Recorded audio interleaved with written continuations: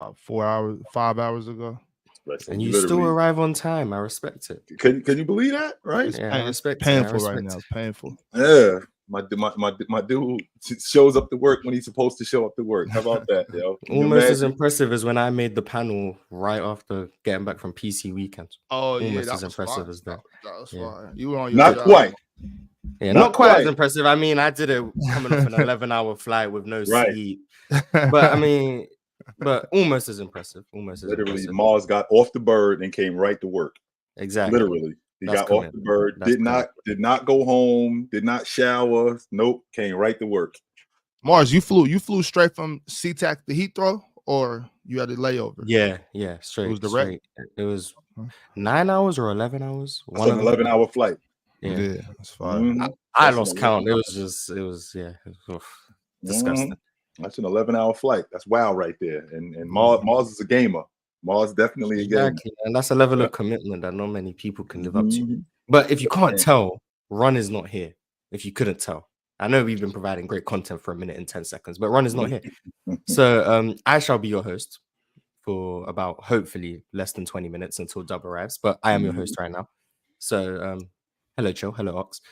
What's up, brother? Yeah, I wanna start with talking about last night's games. Ox is wearing a Clippers jersey. Not great timing, but he's wearing a Clippers jersey. So, Ox, I'm gonna start with you. Did you see that Clippers game? I did not, Mars. I only saw the Lakers game and most of the Kings game. Oh, the Kings game was a bad one too. Yeah, I was on the flight, so I could only watch certain games, and the Wi-Fi was not showing me no love like that. But I got to see a little bit of it. The Kings game, that was pitiful, Mars. But welcome back to the panel, Gifted. Long time no see. Welcome back. Yo, what's good, Mars? Yeah. What up? Chill. What up? Ox.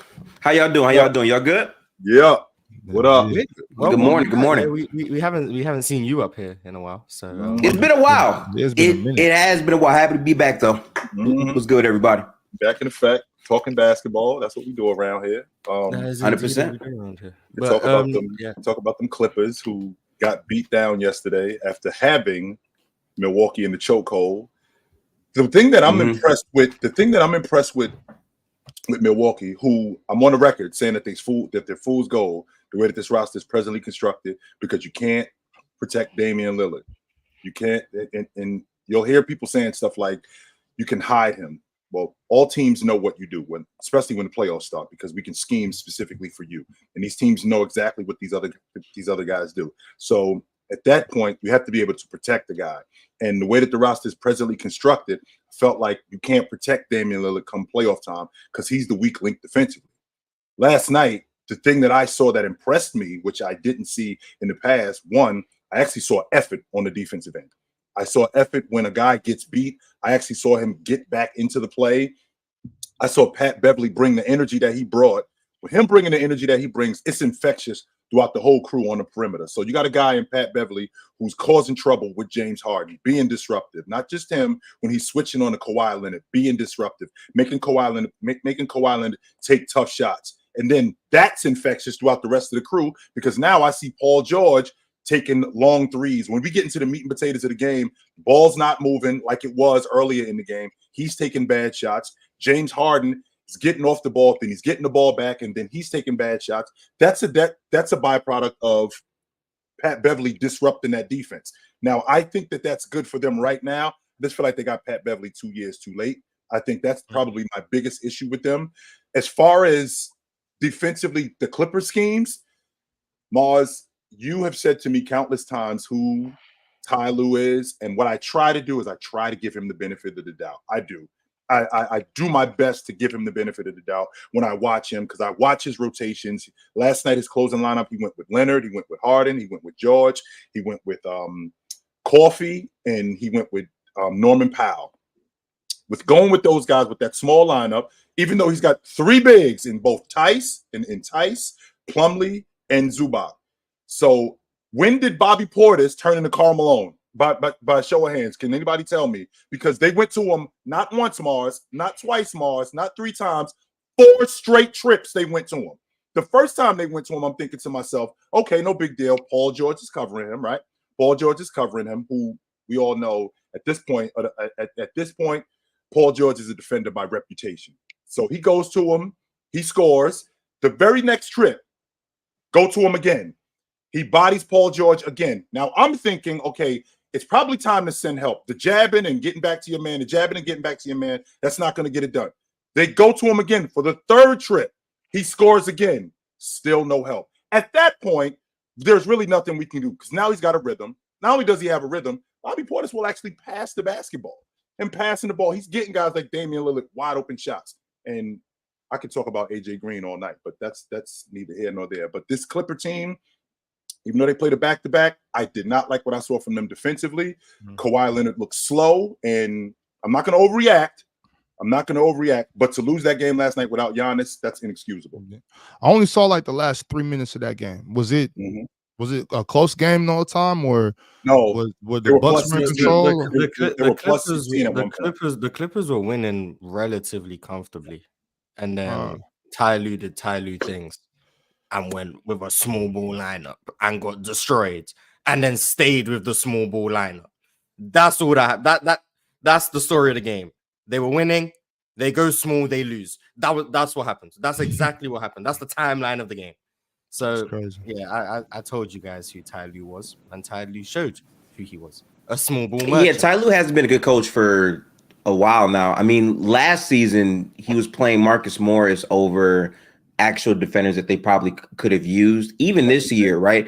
Once they got harder, I'll never forget this, right? If you go to one of their first games, they played Dallas and got blitzed crazy. He had a lineup that didn't have Kawhi, Paul George, or Harden out there. He had Russ, Norman Powell, Bones Highland playing minutes. Like it was just atrocious. And once he did that, the Mavericks went up super high and they absolutely blitzed them. Now, they've been playing really good basketball as of late, but those roster limitations are still there. If you watch the Lakers versus the Clippers game, they're just openly allowing their bigs to switch out to where Kawhi Leonard has to box out Anthony Davis on the glass. That's a part of why LeBron was able to score as much as he did, because they just openly accepted any switch, and there wasn't any type of rotation change or adjustment from Ty Lue in that game either. What happens? So what happens when you get in situations like that? Because James, he basically hunted that switch. Does Leonard just stay and get around the screen like I've been preaching about Damian Lillard the entire time? Does Leonard do they blitz James? Because the same thing happened last night with Damian Lillard. They just accepted those screens and accepted the switches, which I mean it works when you're switching guard to guard. That doesn't. I don't think that it's a big deal switching Leonard and Paul George. But when you're switching James Harden, who we know that once he gets beat, there's no effort to recover, zero. So they hunt those kind of matchups. How do you combat that? Well, I feel like you combat that with one, making James Harden fight over screens, which he's probably not going to do, but at least making him make an effort to do that, and getting big and putting big guys on the floor, because these guys get downhill whenever they want. Ty Lue's never going to put bigs on the floor. It's just he's against it. I don't know why. He's against bigs. He just doesn't like them. Mars, he played Kevin Love in Cleveland. Yeah, but Kevin Love's like 6'8". He's not really a big for real. I don't think he looked at him as a big, to be quite honest with you. He used him. He liked him as a floor spacer. And Tristan Thompson's like 6'9". He's not even really a big for real. If you exceed 6'10", Ty Lue not rocking with you. That's just how it is. I don't know why he has beef with bigs, but he doesn't like him. So yeah, I can't give you a solution, because no solution is realistic, because Ty Lue is just not going to play bigs come playoff time. He's just not. I think the issue too is that even when he had the bigs out on the floor, like, bro, again, I cannot stress this enough. If you watch the fourth quarter between the Lakers and the Clippers, when they did have the bigs out there on the floor, they were in the dunker spot. They weren't involved in any direct pick and rolls, and defensively they were guarding on the perimeter, which the point of having a big, if you're not going to play 5 out, if you're going to play 4 out and 1 in, is okay, pick and roll with shooters, you're going to crash. And then defensively, we hope that your size can box out. If you have him guarding on the perimeter, why were there so many back-to-back possessions where Kawhi Leonard is having to box out Anthony Davis? Or if for instance, right, if Rui Hachimura is crashing, there's no effort on the glass there, and you're too small to really get that. And now you're giving them multiple possessions to beat you. That's not great basketball. You would think that you would think that assistants would point this out. Like maybe we should go big. Maybe we should put at least one big guy on the floor. I'm just saying. I'm just saying like that's my job, right? As an assistant, right? Yeah. To see what you don't see. Maybe we should have a big on the floor. So when you get Kawhi Leonard, who's matched up on James, who's hunting the switch that I'm going to get Zubac on me, and I got Zubac 26 feet away from the basket. You would think that why are we switching this? Because James is not going to do anything 26 feet away from the basket. And even if he does, we'll live with him shooting the long ball that far away from the basket, right? We'll live with that. We don't have to switch that. Same thing happened last night, which I actually got to give Doc Rivers credit for his rotations. I do. I got to give Doc Rivers credit for his rotations and for the fact that he spread the Clippers out, and put a guy on the block and exposed another guy in Paul George. I think he did a damn good job at that. Yeah, I'm actually watching it back because last night I couldn't watch it, right? So this is a possession in the fourth quarter with 9 minutes to go, right? They have Zubac and Amir Coffey. They're blitzing Dame. Dame gives up the ball, swing pass, then goes to Bobby Portis, who dots up a wide open Beasley. He misses. Long rebound. Beasley gets the board, kicks back out to Dame, and then he swings it open three. If you're not getting rebounds and the blitzing isn't working at a certain point, something in the rotation or the scheme has to change. Right. It has to. It clearly I remember that play. Yeah. Corner three Beasley, front rim, straight back to, I remember that play. Yeah, straight back. Yeah, that might have been Zubac's last play of the game. Like, he might have came out like a possession or two after that. With Giannis being out of the lineup, and they knew that, what's the game plan with the Clippers? When they know that Giannis is out of the lineup, okay, who's going to beat us? Are we just going to live with Bobby Portis going one-on-one? Are we going to live with Dame going one-on-one? Because obviously with Giannis out of the lineup, okay, Dame has to pick up more of the scoring. Beasley has to pick up more of the scoring. This kid AJ Green cracks the long ball a little bit more, who I think that he's going to push Connaughton. The same way I feel about what Gafford and both Gafford and Lively are doing in Dallas to Powell. I think AJ Green's doing the same thing to Connaughton. I feel like he's going to push him. I think he's going to push him out of the lineup. And I feel that chill, but I got you something real quick. How old is he? Who are we talking about? AJ Green. Yeah. I think he just came out of Northern Iowa. If he's not a rook, I don't think he's been there. He's in year two. He's in year two. Okay, right. I think he went all 4 years, so he's like 20. Yeah. Or something. Right. Okay. Now, right? Who's the coach? Doc Rivers. Now, realistically, he shows you promise that he could do that, but we've seen Doc Rivers at multiple different times not play younger guys who might have the talent over the vets because he trusts those vets more. Even when Doc first signed there, a big part of why they weren't converting those games is he immediately cut minutes from Beauchamp and some other guys in their rotation based off their youth. Giannis being out, you have no choice. You have to play these guys, but will he actually make those adjustments in the postseason when it matters? I'm not sure. I still vividly remember Game 7, Philadelphia versus the Hawks. Doc Rivers is playing a all-bench lineup. Like, he did do that. That's still a question mark for me.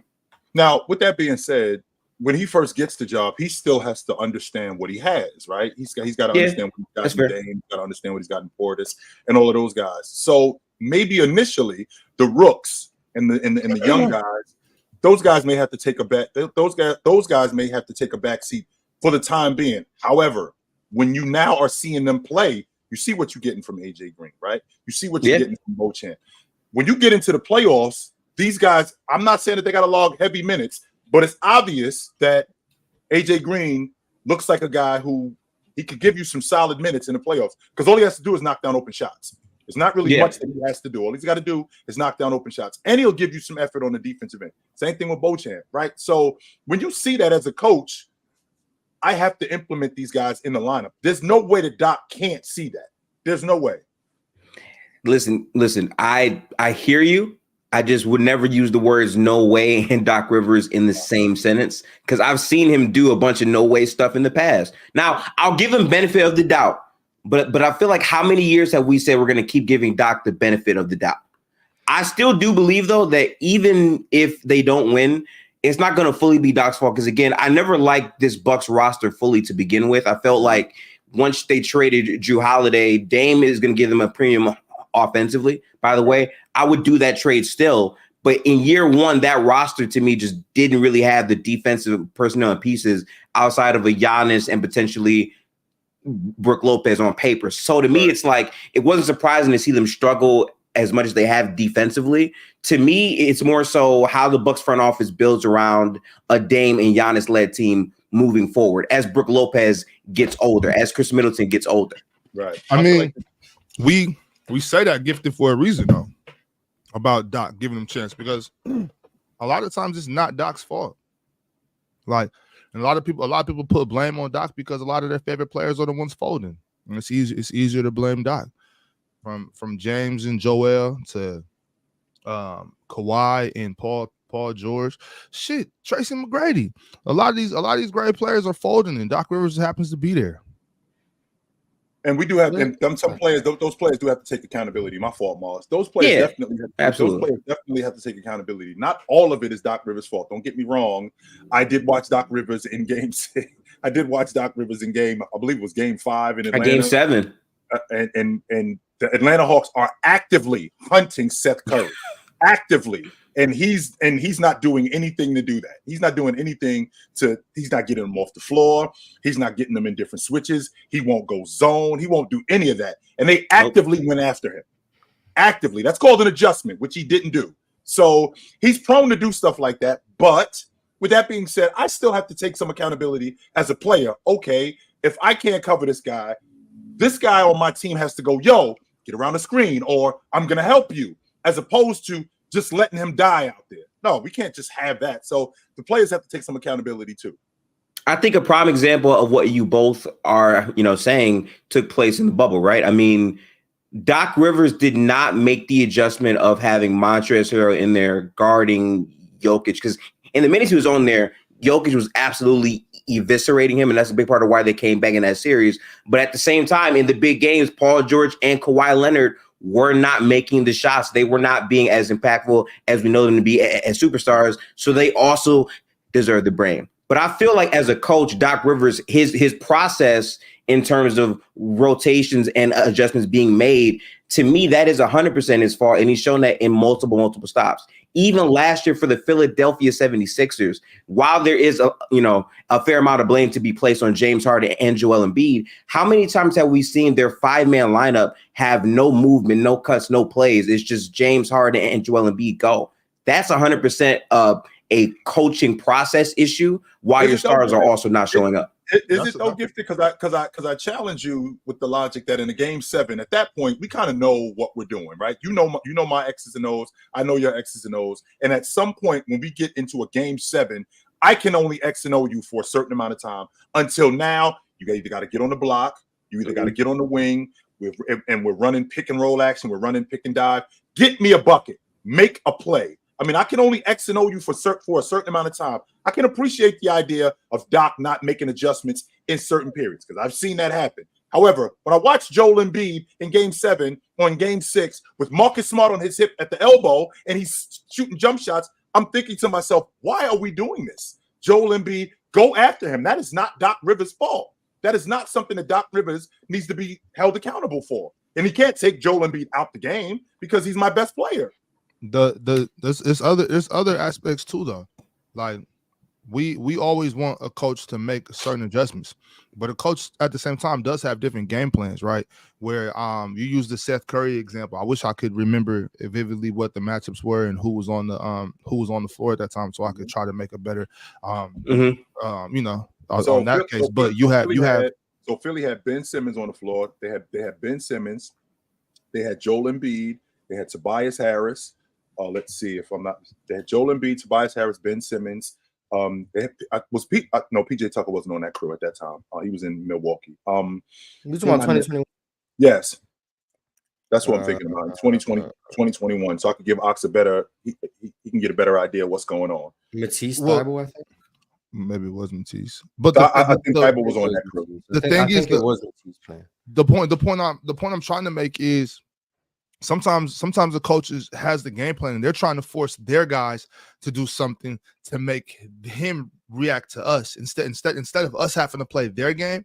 And mind you, you're right though, Coach. Either way, especially if you see it's not working, sometimes you got to tweak something. But if you got Seth Curry, I'm assuming he had Seth Curry out there because he's trying to spread the floor. Like what? Right. You know, why else do I got Seth out here? Mm-hmm. So instead of him thinking, okay, he's not guarding this guy too well, maybe I can make them guard us worse than I'm guarding them. You know what I'm saying? Maybe I can make them adjust to what I'm doing. And he just got, they just got beat at it. Maybe his guys weren't executing what he wanted them to execute properly. Maybe James Harden's holding the ball a little longer than he wanted him to. Not feeding Seth, not making Seth a real part of what's going on this end of the court to minimize what's happening on this end of the court. I'm trying to make this coach adjust to me instead of me having to always adjust to them. Sometimes this works like that, and it looks worse than it really is. You know what I'm saying? That's one thing I can give Doc. Like, there's no way that he's just, I just don't like putting all this blame on Doc. We've already established that we understand it's not all Doc. You know what I'm saying? Players have to show up. Right. Absolutely. I just feel like with Doc Rivers, the thing I would more so say, right? So it's like in the biggest games, right? In a game 7, obviously at that point, you've gone back and forth all the way through and through. You pretty much have a good feel for what each other are going to do. So at that point, more of the pressure comes down to your best players performing at the highest level, right? I 100% agree with that. But at the same time, as a coach, to me, you're like the floor setter for your team in terms of what the basic rotations and lineups are. I would actually argue going into a game 7, you should not be making the same adjustments that you've already made that have not worked, because you've had a whole series and a whole body of work to know, okay, I can't play Montrezl Harrell on Jokic. He's been killing him. That's why they came back. That's not going to work.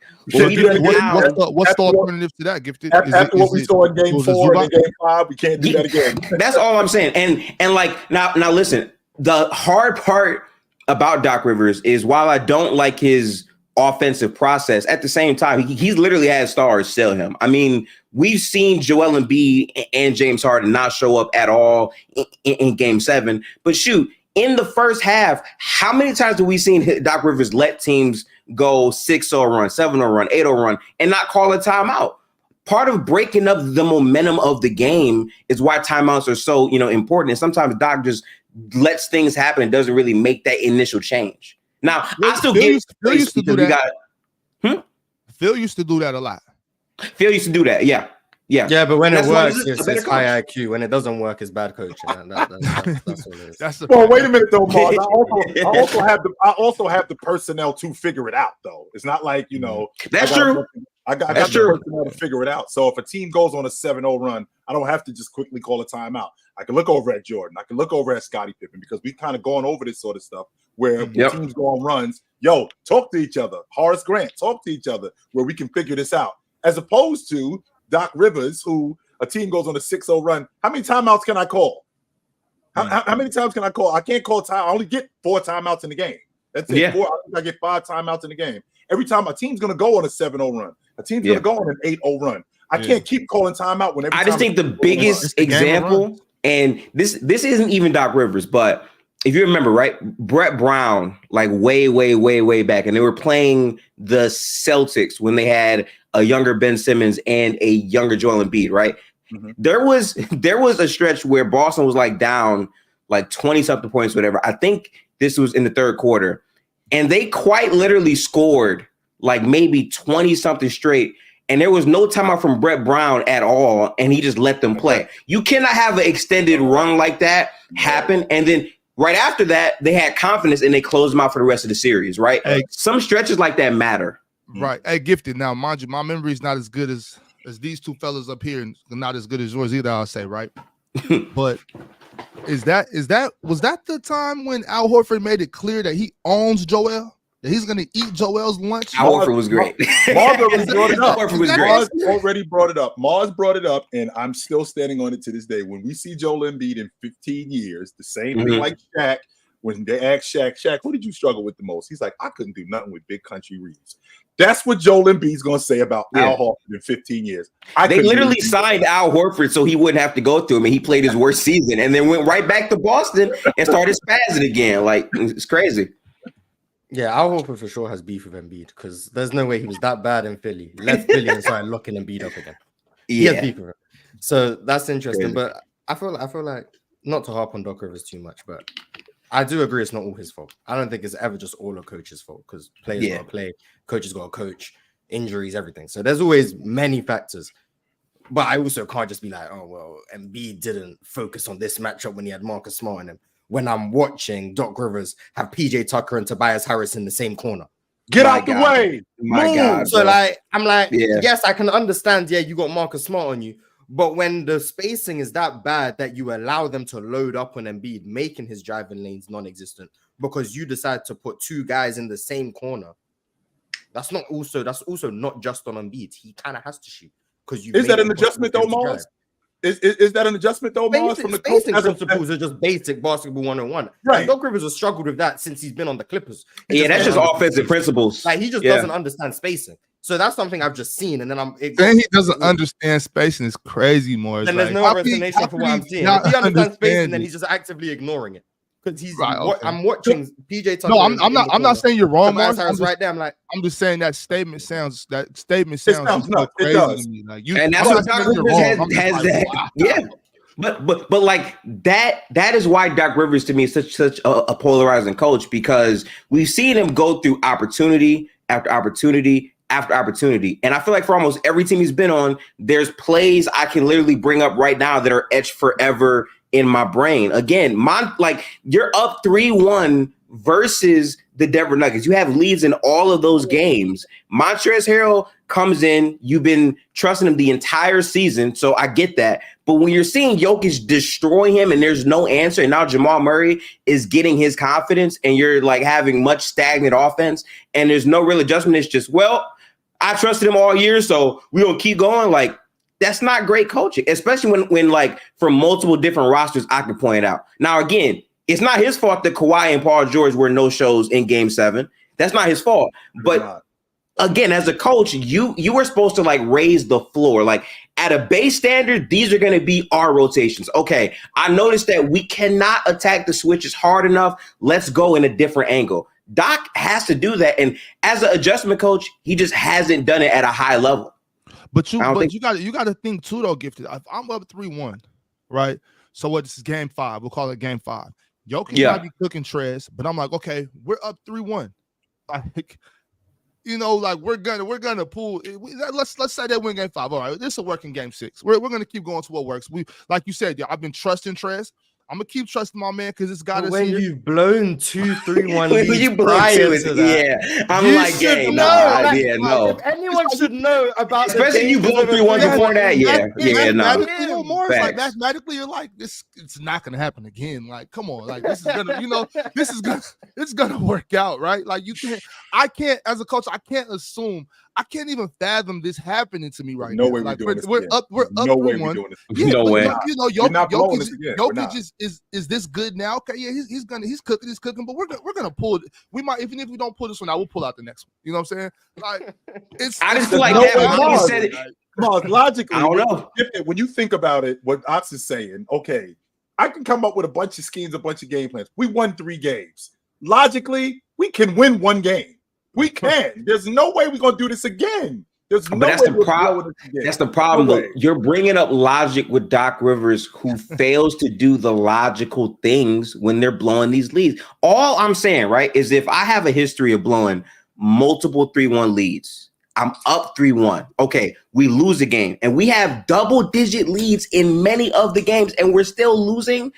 During that time, I'm like, okay, we blew a 20-point lead in Game 5. Okay, whatever. We got Game 6. I'm not going to overreact. Fine. When you have another double-digit lead and you do the same things during that stretch while the Nuggets are going on their run, you have to say, okay, we blew this shit in Game 5.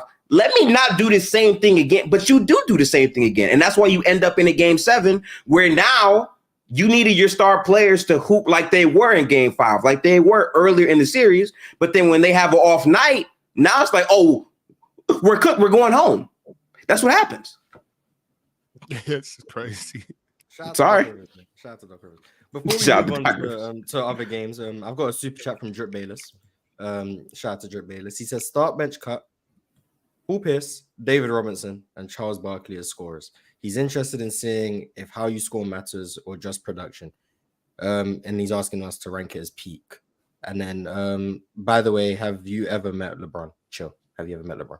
I have met LeBron before. Yes, sir. In 2009, I met him in Cleveland. Maybe LeBron met you. Maybe LeBron met you. I'm just saying. But yeah, start bench cut, peak for peak, Paul Pierce, David Robinson, and Charles Barkley as scorers. And anyone want to go first? Peak for peak. I'm starting David Robinson. I'm starting David Robinson. Peak for peak. I'm gonna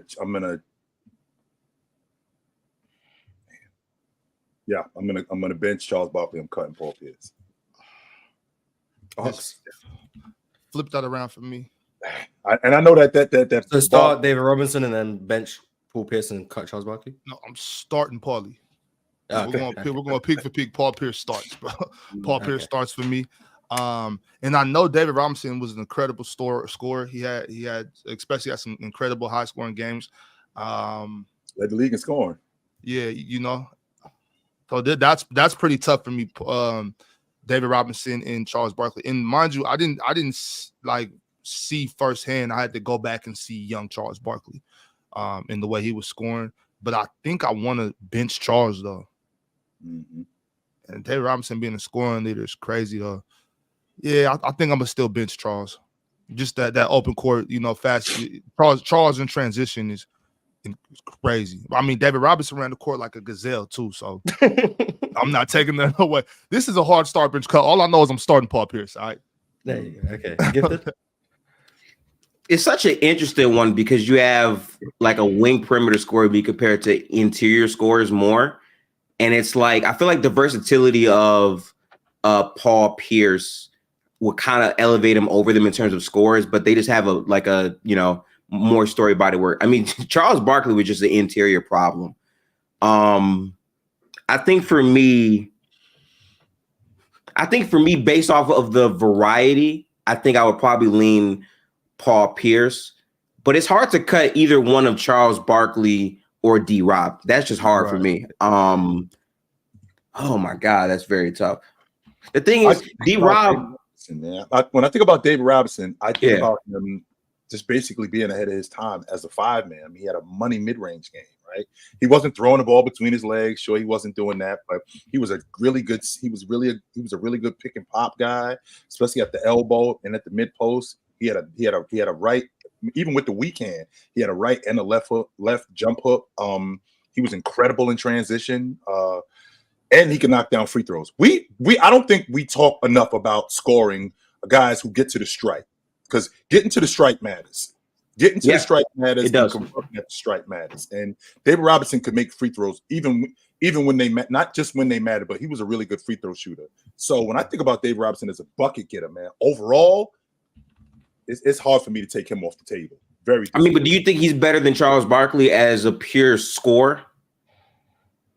I do feel like he's better than Barkley because I feel like even though Barkley was a better ball handler, but David Robinson was good in transition too. I seen David Robinson pick guys in the open floor and lead the break and dunk the basketball like Barkley did as a freight train guy. I seen him face guys up 15 feet away from the basket and not need to do a lot of extracurricular stuff. They made that rule. They actually made that rule, and I'm going to have to change it too because I got to go with Paul Pierce because they made that rule that Barkley's pounding the basketball 1, 2, 3, 4, 5, 6, 7. No, get off the ball, yo. What are you doing?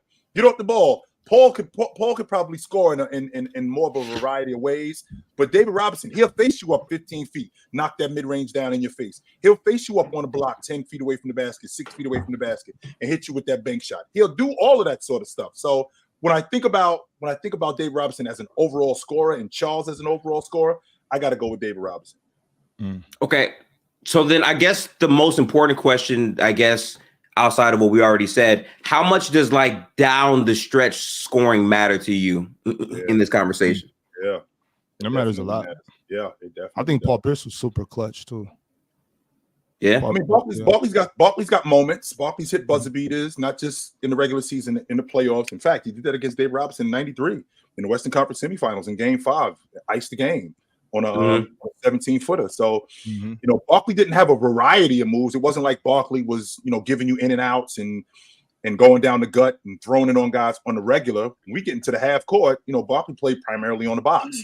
And a lot of his stuff also came off the offensive glass. Barkley was an exceptional offensive rebounder. So, when I think about David Robinson one-on-one, I think David Robinson one-on-one, I feel like he was a better one-on-one player than Charles Barkley.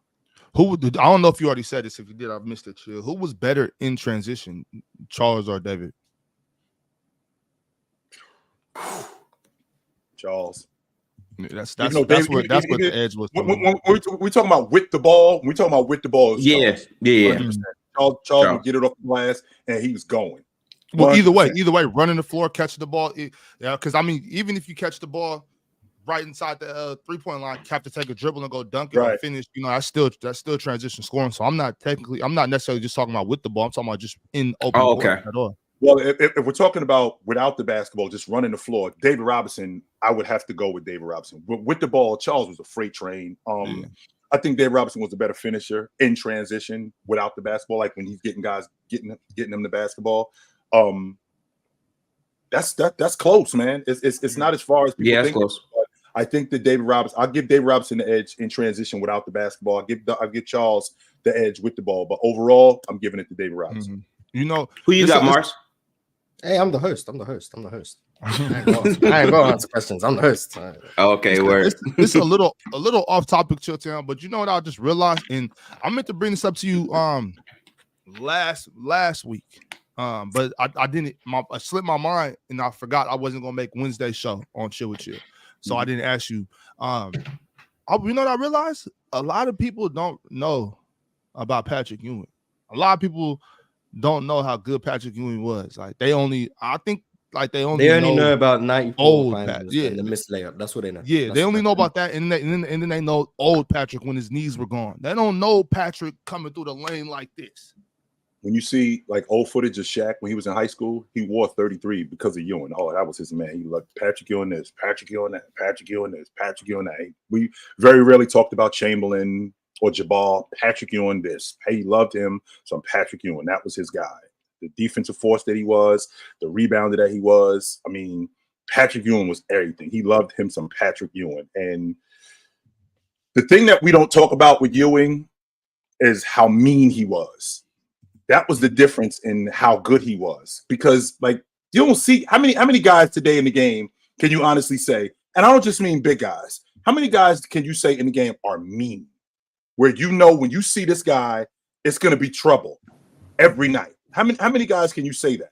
Like Ewing was actually mean. Yeah. He was not one of those kikiing and smiling. No, you knew you were up against it every night with him. Ewing had a money mid-range game also. He could shoot the 15-footer, which he actually added that to his game, Mars. I don't know if you know this, but Ewing came into the game as a defensive big. He was not offensively gifted when he first came into the game. He was a defender and a rebounder. When he got to the NBA, he added that mid-range to his game. He added that left hook and that right hook to his game. He added that mid-post to his game. He didn't have any of that when he came into the game. When he got to Georgetown, he was extremely raw. He was more of a defender and a rim protector and a paint presence who could dominate around the rim. That's what his game was. That's why Shaq loved him so much. But with that being said, his game advanced. The problem was that he came up in a time where there was nothing but elite bigs. It kind of pains me that he's the only elite big that didn't win. Dave Robinson won, Shaq won, Olajuwon won. He's the only one who didn't win. But he did get there, though. So, Patrick Ewing was incredible. 100% he was. He's still the reason why I haven't been to a Knicks game in 25 years, 35 years. Yeah, if only Ewing knew how to pass the ball, man, then he was a black hole, 100%. If only he knew how to pass. He was a black hole, no doubt about it. But that's the way the game was, Mars. It wasn't, it was a premium. Like guys like Jabbar, Olajuwon was somewhat of a black hole. He learned to pass. Yeah, he learned how to pass as time went on. But for the most part, you ran the offense through the big, and when the big got the ball on the block, he went to work. There was very little action off the ball where guys are cutting and I'm looking for guys. No, the only time I really came off the ball is when I got doubled and there was a guy on the wing that I had to give him the ball. Other than that, I'm throwing you the ball in the post. Go to work. Yeah. Shout out to you. I mean, random, but shout out to you. Yeah. Shout out to our new members too.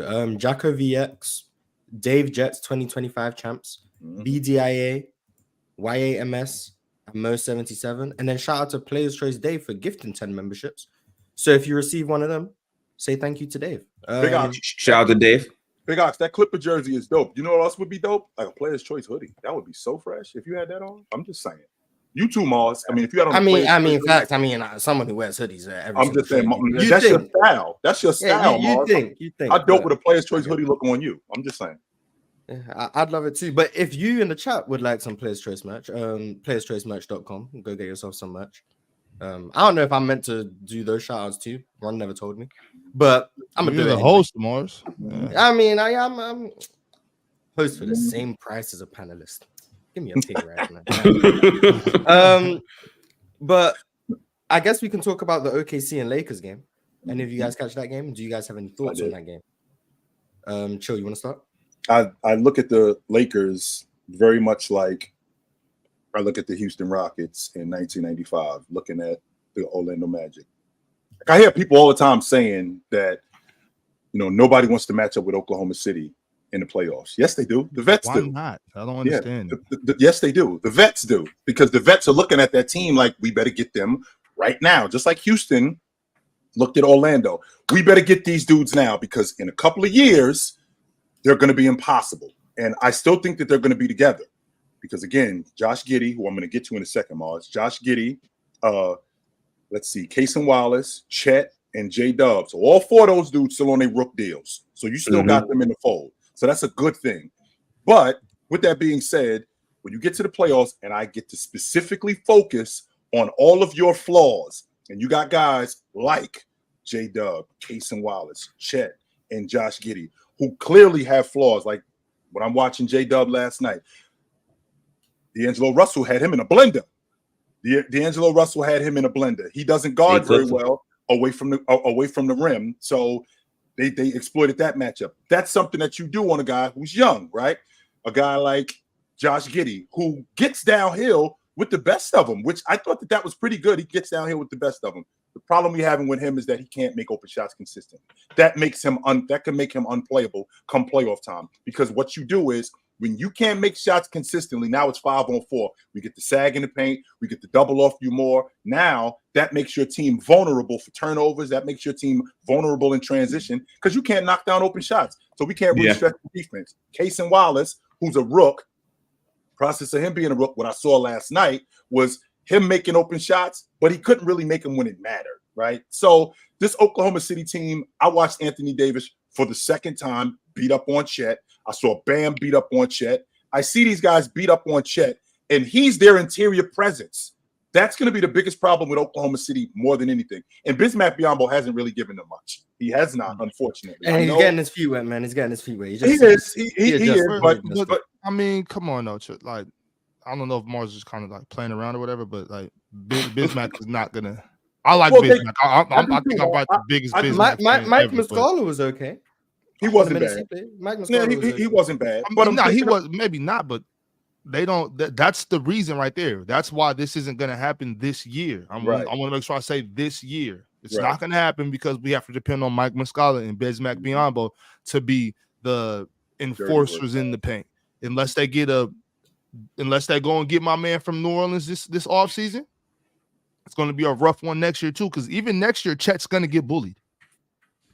Like they need somebody down there bad. The Lakers actually ran some good action last night, which I was surprised, because normally they got Anthony Davis on the block and they got 5 out, and more times than not they got guys watching. They ran this double action where James came off the screen. I mean, James got the ball. He's coming up the screen. D'Angelo Russell goes behind him, and that's action to divert your attention to Hayes back screening so Prince could get a wide open 3.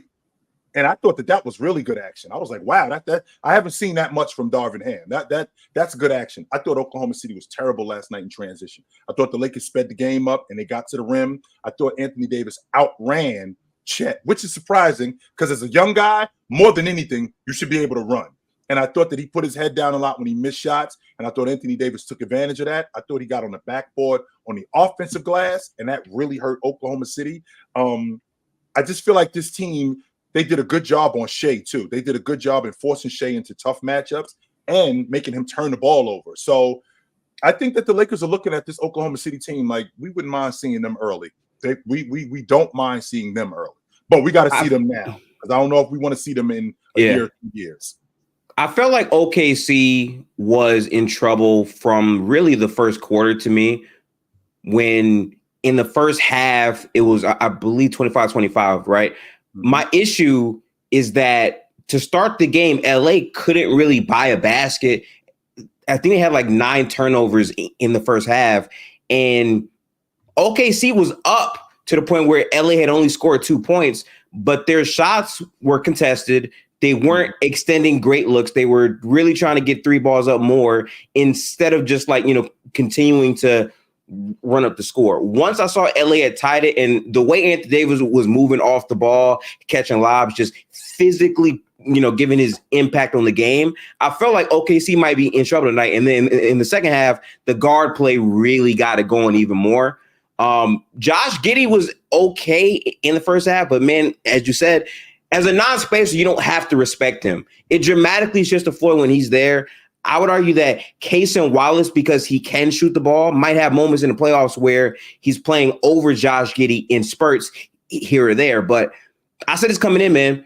I thought for the trade deadline, OKC, a team that has the most assets in the NBA, to not try to make a swing at a legitimate front court big to be Chet insurance made no sense to me. You have all these assets, so many picks, more than any other team by a huge, huge margin. They had salary to play around with, and they couldn't get anyone to fill in. I think that's going to be a problem for them come playoff time. They're a very good team, but they're still young. Spitting, bro. Is there such thing as being too patient? Like I think they did? Yeah. I mean, because you could argue they could have made a home run move at the trade deadline and kind of like. I kept saying, Mars, they should have threw their assets. And they should have traded, I believe, Bertans' contract. I'm pretty sure he was making near 18 million, probably 17.5 or something like that. And a bunch of their picks. I wanted this team to get Lauri Markkanen. If they had added a Lauri Markkanen on the roster, God. I've been saying that for like the whole year. Yeah, y'all keep saying Lauri Markkanen. Why do y'all think obviously that's a great move? I'm trying to make sense of this. Why does Markkanen compliment this team so much? Because he's one of the best off-ball scorers in the league. He's the best catch and shoot player. The Oklahoma City Thunder have one of the best offenses. That's not our problem. That's what I'm saying. Not our problem. We got Mark Dagenhart spoke about it. He spoke about it a couple nights ago after the Suns game. Mm-hmm. Cost benefit analysis. He said, as long as our strengths, which is our offense, our ability to have multiple guys who can attack, our ability to get downhill and create, and then our fast-paced, up-tempo defense in terms of forcing turnovers, causing havoc.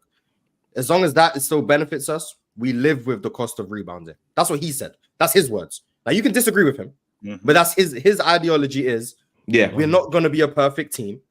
Our weakness is rebounding. We're aware of our weakness. But as long as our strengths are as strong as they are, which he believes they are, we are going to live with that trade-off. Lauri Markkanen enhances those strengths. Right. That's a problem to me, though, Mars. Like, you can have weaknesses, but rebounding can't be one of them. I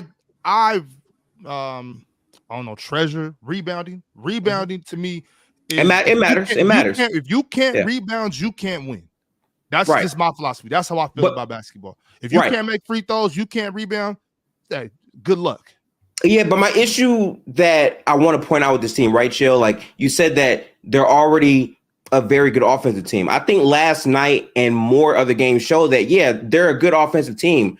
But when it matters down the stretch, realistically, a lot of these guys are young. A lot of these guys might not be able to contribute in spots. They're going to be asked to do things in the playoffs when it matters more against elite defenses that they might struggle with because of their age.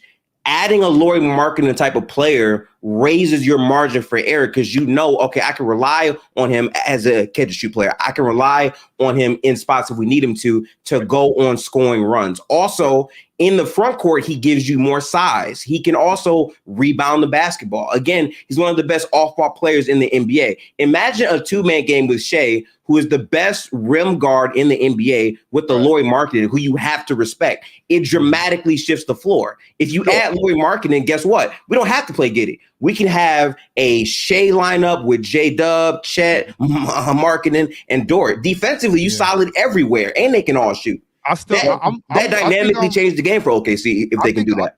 I think I'm with Chill on this as far as that would help. You're 100% correct about that, Gifted. Like, and Mars, if you got Lauri, that definitely enhances it. But I just don't think you need that. Like you I think you're okay without it. I think a move like a guy like Valanciunas, who they can get in free agency if that's what they're going for. A guy like Hartenstein, one of those type guys, like that would be nice. You know what I'm saying? Some like that would actually put them in real contention. Like Lauri Markkanen, well, shit, you get Lauri. I mean, you still, but still, you know what I'm saying? But still, I still think. But right there, Ox. And he fits the timeline too. Lauri's like 25. He like Shay's age. So.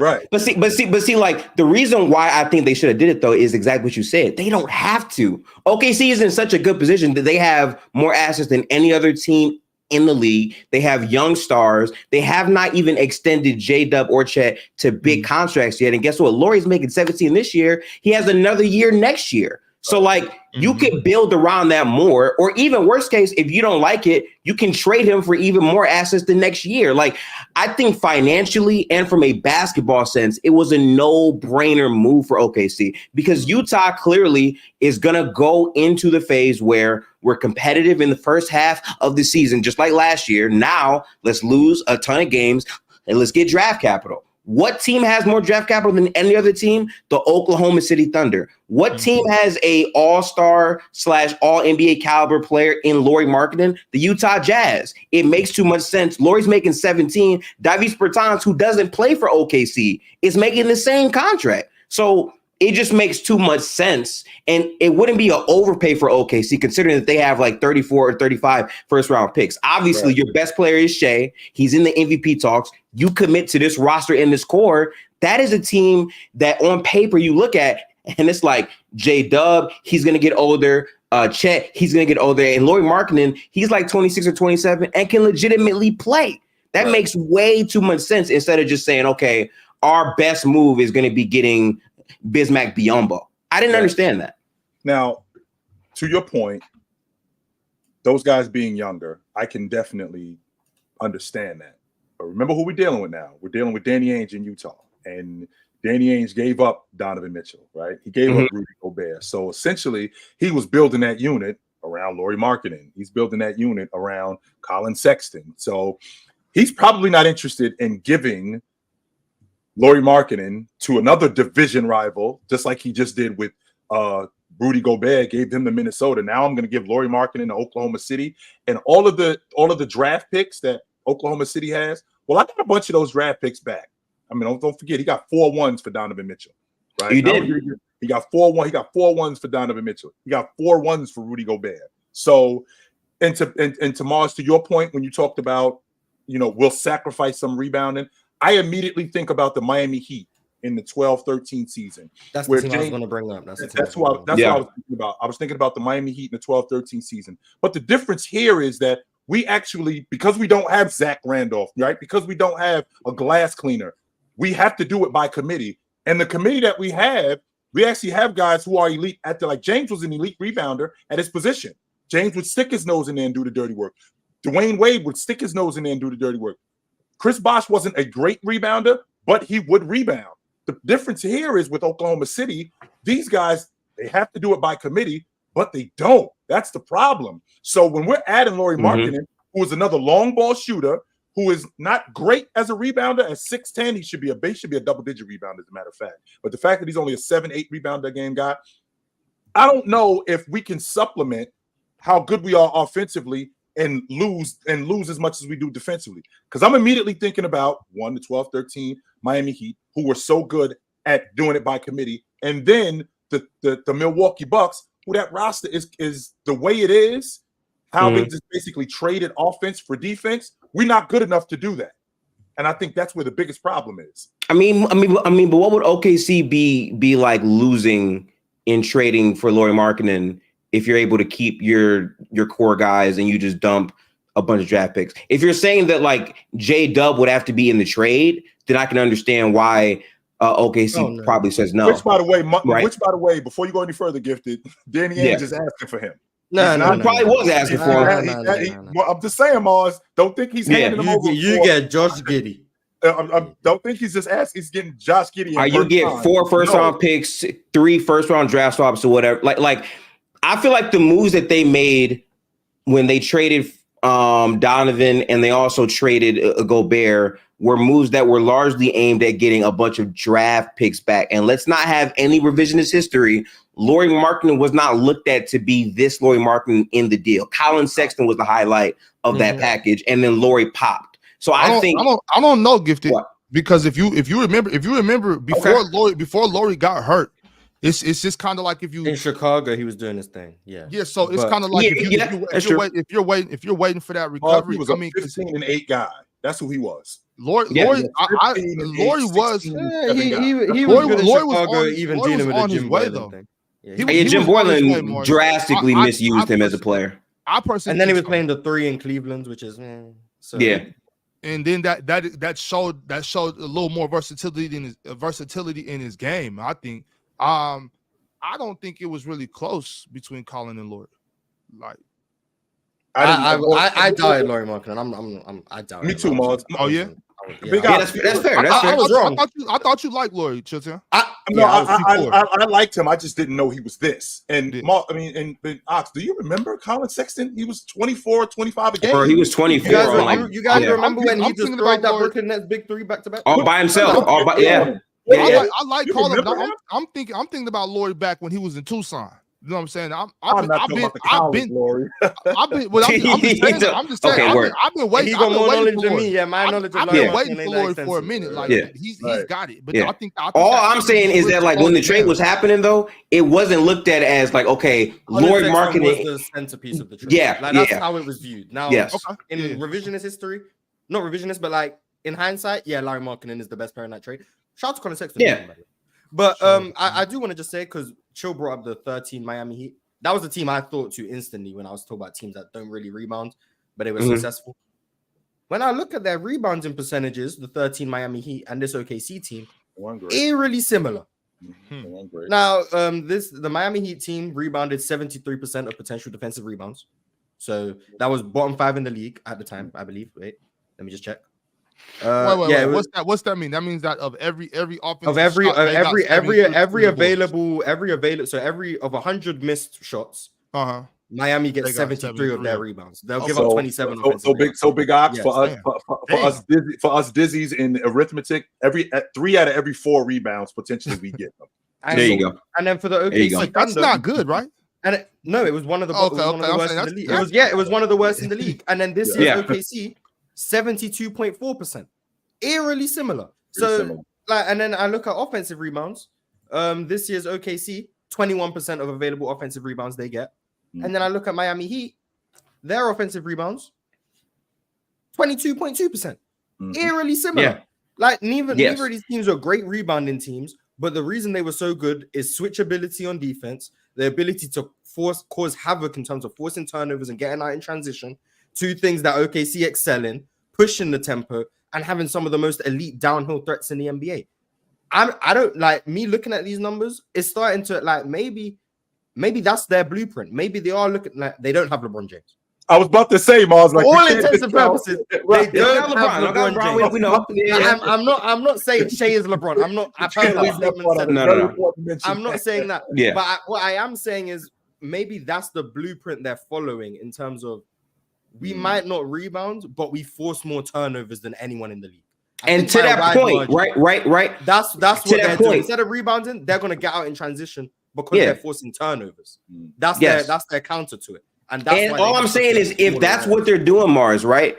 Lauri Markkanen fits that vision to a T to me because like even if you don't think that he's a great rebounder, I think the size, Yes, yeah, I think he is too. I'm just saying, if you tell me that you have Chet and Lauri in the lineup from a length standpoint, that's a very lanky front court. And Lauri Markkanen has proven that he can rebound. He can be a post option, but more than anything, he's one of the best, if not the best, off-ball player in the league. And he doesn't need touches to have a great game. So like now that impacts your bench lineups, your staggers, the Shea, Chet, 2-man game with Lauri as a wing shooter, he's an elite shooter at his size with length. That doesn't need to have a whole lot of, I have to be on the ball to have success, which means Shea can still eat going downhill. J-Dub, in transition can also eat downhill. And imagine having him as a trailer shooter.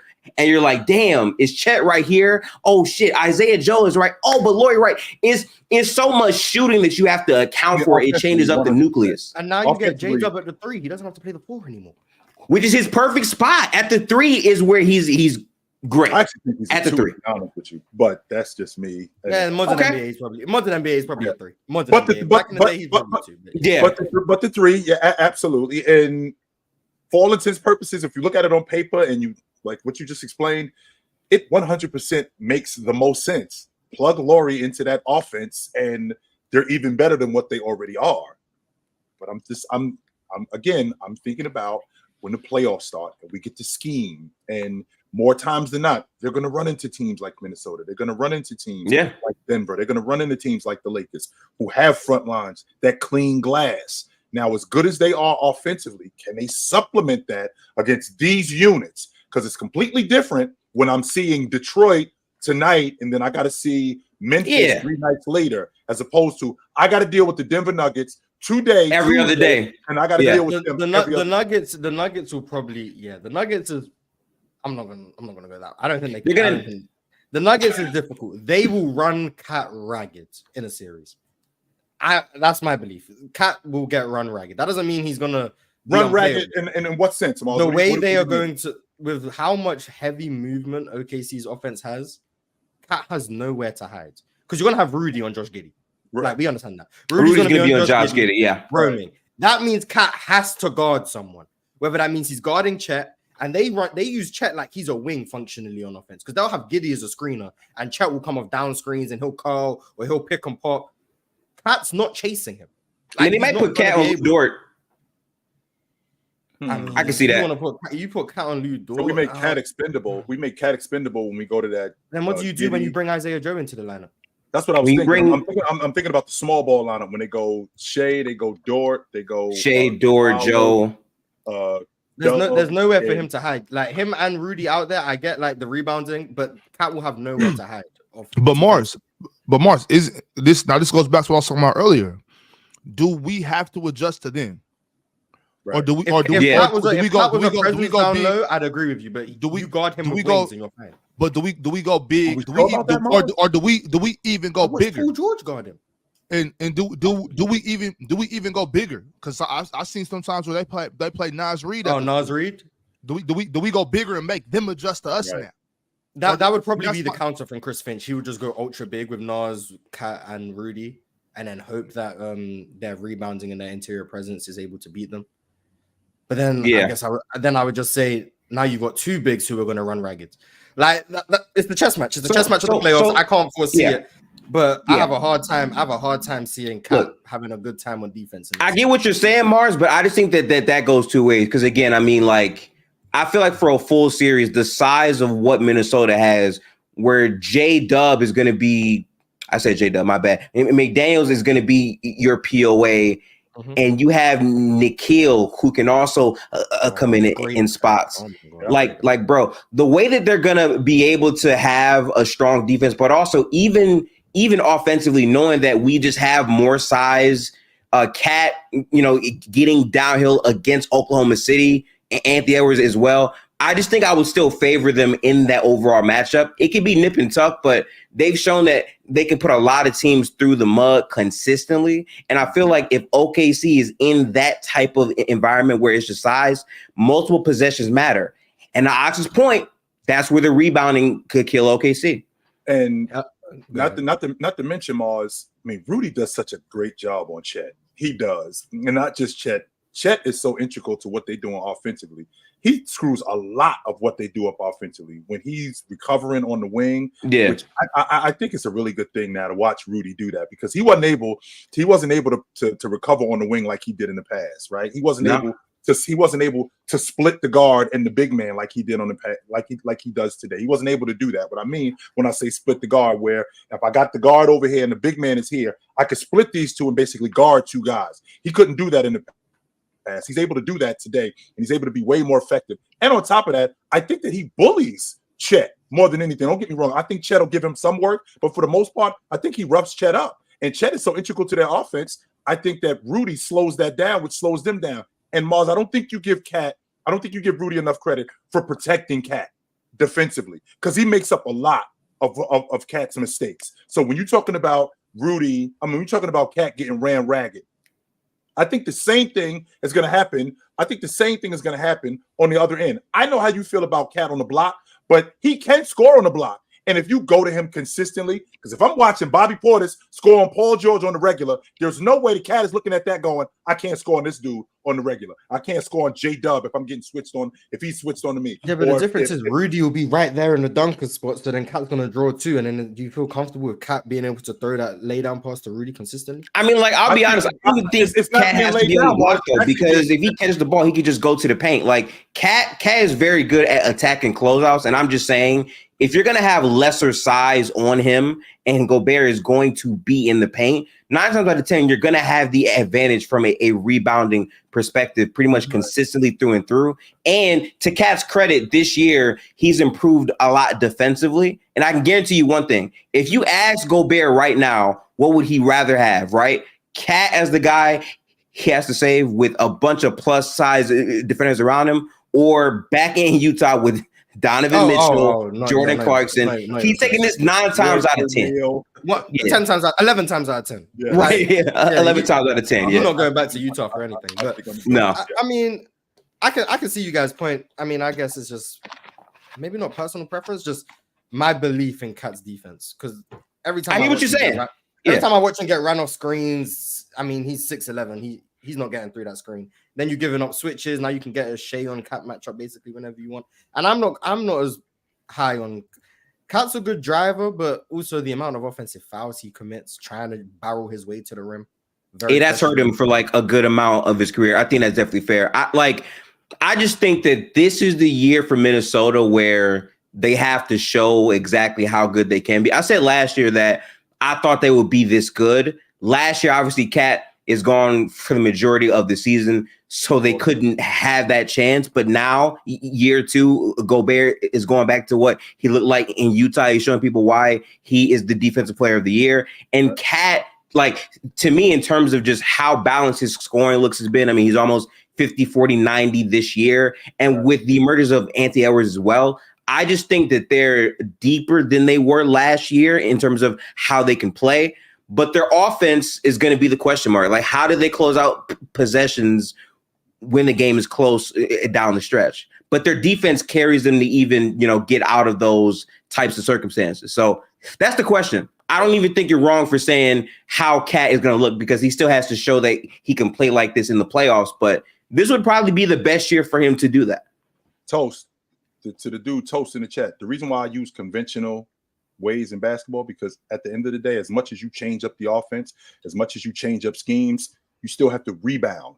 As much as you change up defensive schemes, as much as you change up pick and roll, you still have to sit in a chair, you still have to get your feet moving, and you still have to get your hands busy. You still have to do the conventional things in order to win. No matter how much more sophisticated the game is, the conventional things are what's going to win and lose you games. All of that stuff, shooting the long ball, throwing the ball between your legs a bunch of different times, that can look great. But at the end of the day, I watch Joker clean glass. At the end of the day, I watch Joker dribble handoff. I watch Joker pop. These are still conventional things. I know that you want to see the game in 2024 like it's advanced, which it has. I will not argue that. But if you're not doing the conventional things, like getting on the glass, like being able to slip screens or show on screens, rebound, defend at a high level, you're not going to win. That's why I use that. What is it that, because I keep hearing about Minnesota's inability to close games.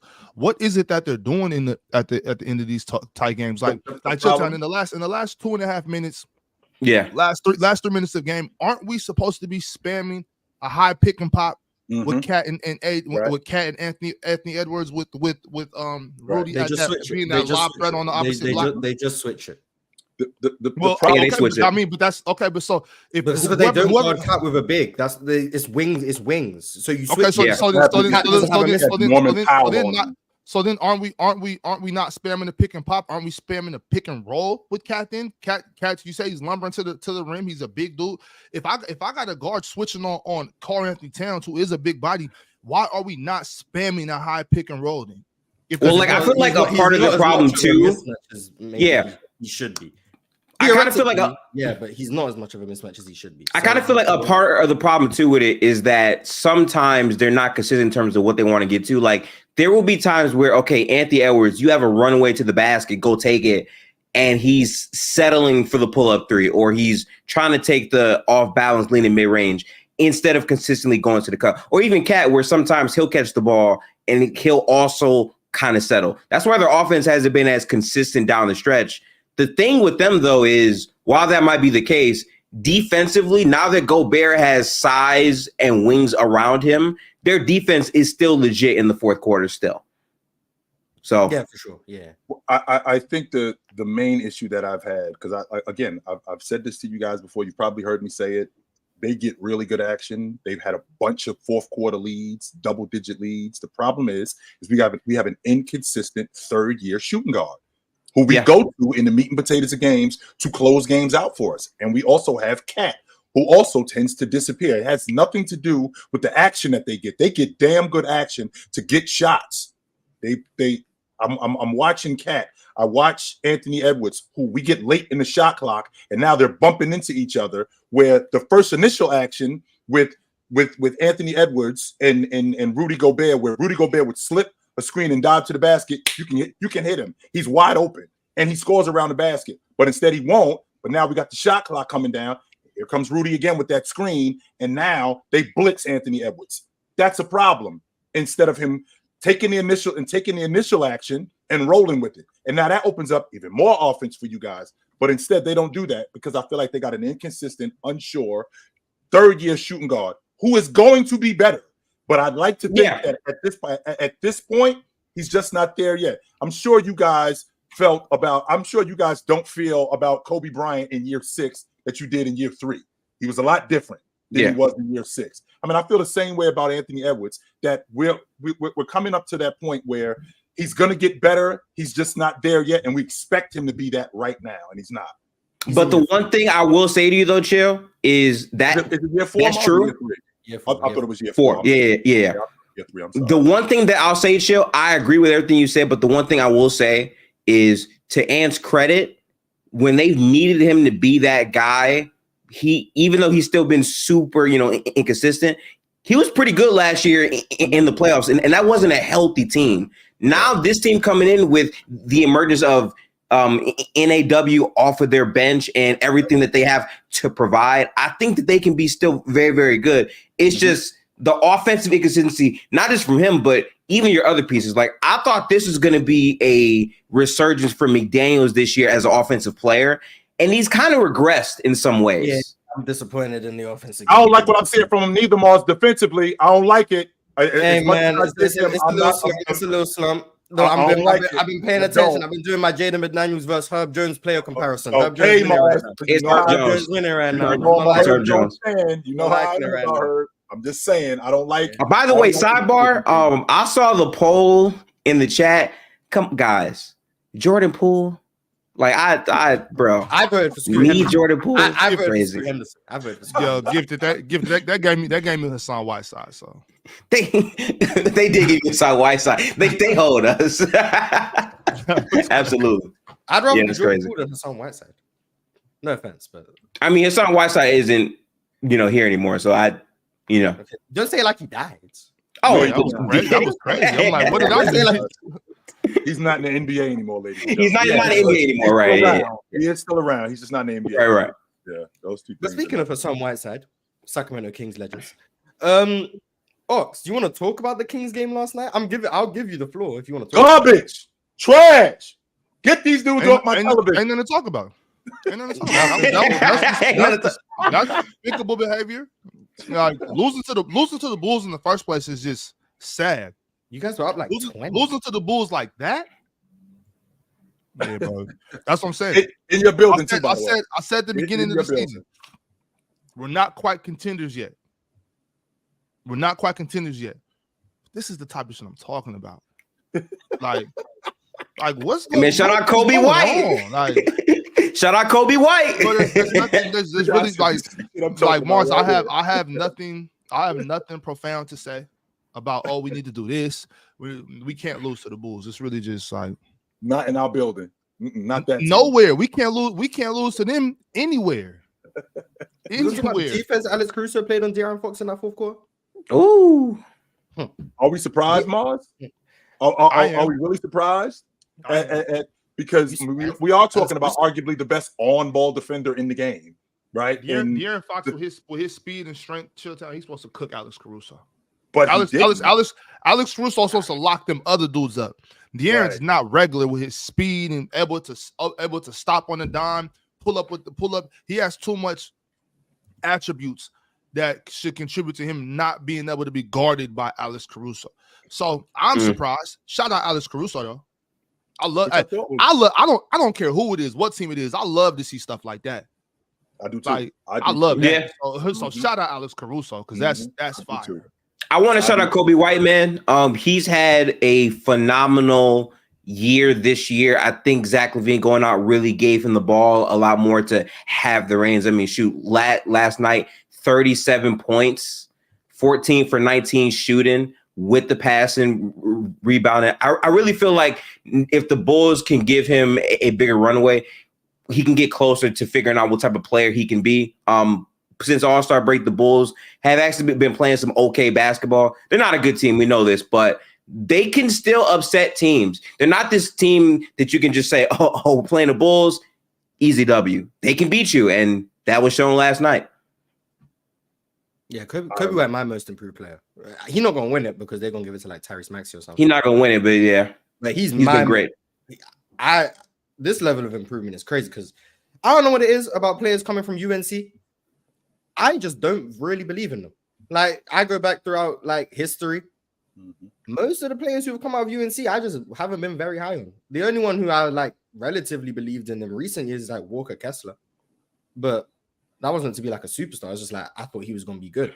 Everyone else in recent times, I didn't believe in any of them, whether that's Justin Jackson, Coby White, Cam Johnson, Cole Anthony. Who else came out of UNC in recent years? I haven't believed in any of them. I just didn't think they'd be like high-level NBA players. Mars, you know about Psycho T?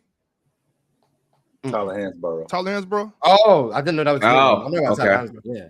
And so I know about the Hansborough brothers. Yeah, I mean, they ain't really. Marvin Williams went UNC too, right? Marvin Williams. Yeah. Number 2 pick. I didn't know Walker Kessler went to UNC. No, he did, but he left and he went to Auburn. That's where he actually went. Oh, okay. He left. Okay.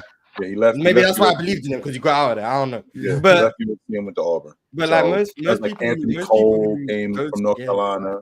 Just ain't guys like that. So Coby White's proving me wrong because he's been great this year, bro. I did not see. I thought Coby White was done. Like I not like done like out of the league, but like he was like a top 10 pick. I can't remember where in the top 10, but he was like 8, I think he was. I think he was number 8. I did not believe in the thought process, but now I promise you, this season we looked at him as like this. He created himself the bounce. Like he wasn't doing that before. Before he was just spotting up, very little playmaking, couldn't play defense. We looked at him as like a backup guard at the most, but he went from that to no. This guy is in your future if you're the Bulls, but I don't even know what they think their future is. So remember, Lonzo was the lead guard, and he was supposed to play behind Lonzo. But then when Lonzo goes out of the lineup, now the ball gets put in both Zach LaVine and DeMar DeRozan's hands. So they don't really look for him. He's basically playing off the ball. He's not just playing off the ball. He's like a rotation guard. So then this year, Billy Donovan actually put the ball in his hands a little bit more, and you saw what happens now. He's become more of a scorer, right? He's become more of a playmaker. That's why I had a problem with Jaden McDaniels, because I'm watching Coby White basically make a beeline to him. And I'm thinking to myself, Jaden McDaniels is one of the premier defenders in the league. For Coby White to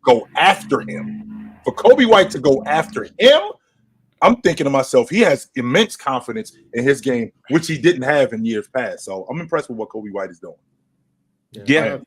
Shout out to Coby White for sure. Yeah, I am. And also, I'm hosting the show, and you guys want to call me Killian Hayes? Are we serious? Yes. Are we serious? They cooked us today. I'm not gonna lie. We all got cooked today. You guys a fantastic show. You guys gonna call me Killian Hayes? I'm taking Jordan Poole. That's worse than Jordan Poole. Yeah, that's crazy. Which I think is interesting in the chat because these dudes are insulting me when you guys are actually missing some really good content here. Just so you know, like, why you dudes in here insulting me and worrying about me, like, this is some really good battle. You're actually missing it. So I'm just saying. Now I'm Killian Hayes. After all the great content we've been providing, yeah, you're missing some really good stuff, man. We're gonna get Trae Young, Morris, honestly. I did too. Someone good. I would even took Spencer Dinwiddie. Shut me up, Goofy. How about you shut me up? I bet you won't. Mm-hmm. I guess. I wanted to wait for Domo to get here before we get into the actual segment of the day, which is the scoring king in the NBA. So I believe Domo's going to be here in about 10 minutes. Mm-hmm. Okay. So does anyone want to talk about something until Domo gets here? I have nothing. Yes, I do. Okay, so here's my question for people, right? Gifted, are you about to get nasty, or is this just a? That's what it sounds like. You'll find out. I want to know, like, you about to bring some ruckus. Yeah, let me prepare. Let me prepare myself. Okay. So I think for the last 3 regular seasons for the NBA, people come into the regular season shitting on Jimmy Butler because he's not a good regular season player, or he's good in the playoffs. But then every regular season he starts out, the Heat don't look good. They slide. Butler's not playing games here or there. Bam's like their best regular season player because of that, whatnot. They're like a 8 seed, 9 seed, whatever it is. They lose bad games to Eastern Conference teams. And then post All-Star break, here comes Jimmy Butler averaging 30 points, looks like this crazy all NBA guy, Jaime Jaquez, who literally contending teams this year, teams that thought that they would be contenders this year chose to not draft him. It falls down to the perfect team, the Miami Heat, who uses him perfectly. Bam Adebayo takes another step. Now the Heat look like, wow, this is a team that's really, really perking up. But yet, when you say Jimmy Butler's name, most people say he's the 15th best player, maybe 14th, or right. My question is, if Jimmy Butler performs again against the Celtics, who look like an all-time team this season, and they're able to beat the Celtics, where does that shift where you would put Jimmy Butler in the pecking order for players right now in the NBA? If he's able to do that. Performs or beats? Beats both. And performs both. Perform. He has to win. Performing ain't gonna be enough. No. I hear that, but I'm saying if he does both of those, where would you put him? Like, he has a Bucks type series from last year. Well, not as good, but like in that realm. I already got Jimmy on any given night, somewhere between 8 and 14 anyway. So, you can make the argument Jimmy Butler is a top 10 player. You can definitely make that argument that he's a top 10 player. When we did our list of the top 50 a couple of weeks ago, Jimmy Butler came like 29th. You see what I'm saying? I'm pretty. He was. I don't know. I don't know if I had him very low. No way. Bam was like, no way to let Jimmy go that low. Bam went 22. I know that he's like 21 or 22, and he was the first Heat player we put. Then we had the whole Damian Lillard at 25 debate, and then Jimmy came about 28 or 29. Yep. Considering what he's done in the past, considering how good he's been, I mean, Jimmy Butler is an all-pro. Jimmy Butler is an all-league defender. Jimmy Butler takes his team deep into the playoffs. And don't get me wrong, what we get blinded by, we'll get blinded by a great series, like not last season. We'll get blinded by a great series, and then he'll have another series where he's pedestrian, but they win. And it's Jimmy Butler who carried them, when in reality, we completely leave out how good Bam was on the glass. how good he was defensively or how Jaime Jaquez is knocking down shots. Then he'll get to the conference finals and he'll be a little bit better than what he was, but not what he was in the first series. But Jimmy Butler is still a top 10 player. So I think the consistency is the most glaring when we're talking about Jimmy Butler. That's probably the most difficult part. But when he gets into the postseason and he'll have one of those all-time great performances, it's just so eye-popping that people have to say that, especially when he's doing it like that, especially when he does it on that level, people just have to say that, yo, Jimmy Butler is a top 10 player. And like, I'll say this, right? Really quickly, to your point, sure. Really quickly to your point, if they end up beating the Miami Heat, end up beating the Boston Celtics, and he goes off on them, I do not want to have that conversation. You know it's gonna happen. You know it's gonna happen. I don't. Of all the conversations I don't want to have, I do not want to have. I wonder why you don't want to have that, Chill. Jimmy Butler is the reason it took me so long to come around to Jason Tatum. Because of Jimmy Butler. It took me a minute to finally start coming around to Jason Tatum, and that's 100% because of Jimmy Butler. Because he got, remember, he used to get those silver dollar eyes. Why wouldn't you have that conversation? Because it's going to be the same thing that I'm defending over and over again, and it's getting corny, Mars. That's why you said it's about what we produce. If Jimmy Butler consistently produces more than and beats this Celtics team in the playoffs, Celtics team, if he consistently produces more than Jason Tatum in the postseason, consistently beats Jason Tatum in the postseason, why can we not have the conversation about who the better player is? Oh, we can definitely have it. 100%. Okay. Have it. I just don't want to. That's all. Okay. And it's not that we can't have it. In fact, we're gonna have to have it. But Mars, what is it? Big Ox, what is the equivalent to? It's the equivalent to coming home and you get that note from the school that they want to see your parents. Yes. And now I got to go to school and my mother got to sit in here and we have to have this. Yes, we got to have this conversation. Look, I don't want to do it, even though over and over again she's been telling me the same thing. This is what's going to happen. I just don't want to have the conversation, and I don't think we'll have the conversation. I don't. Listen, but I'm just a messenger, right? I am only a messenger here. All I'm saying is, if you look at it, right, back to back years, the Heat, wind up being somewhere near the conference finals last year, and we got to remember what the narratives were coming into the series because I don't want anything to get misplaced. The Bucks are going to sweep the Miami Heat, right? That was the conversation, right?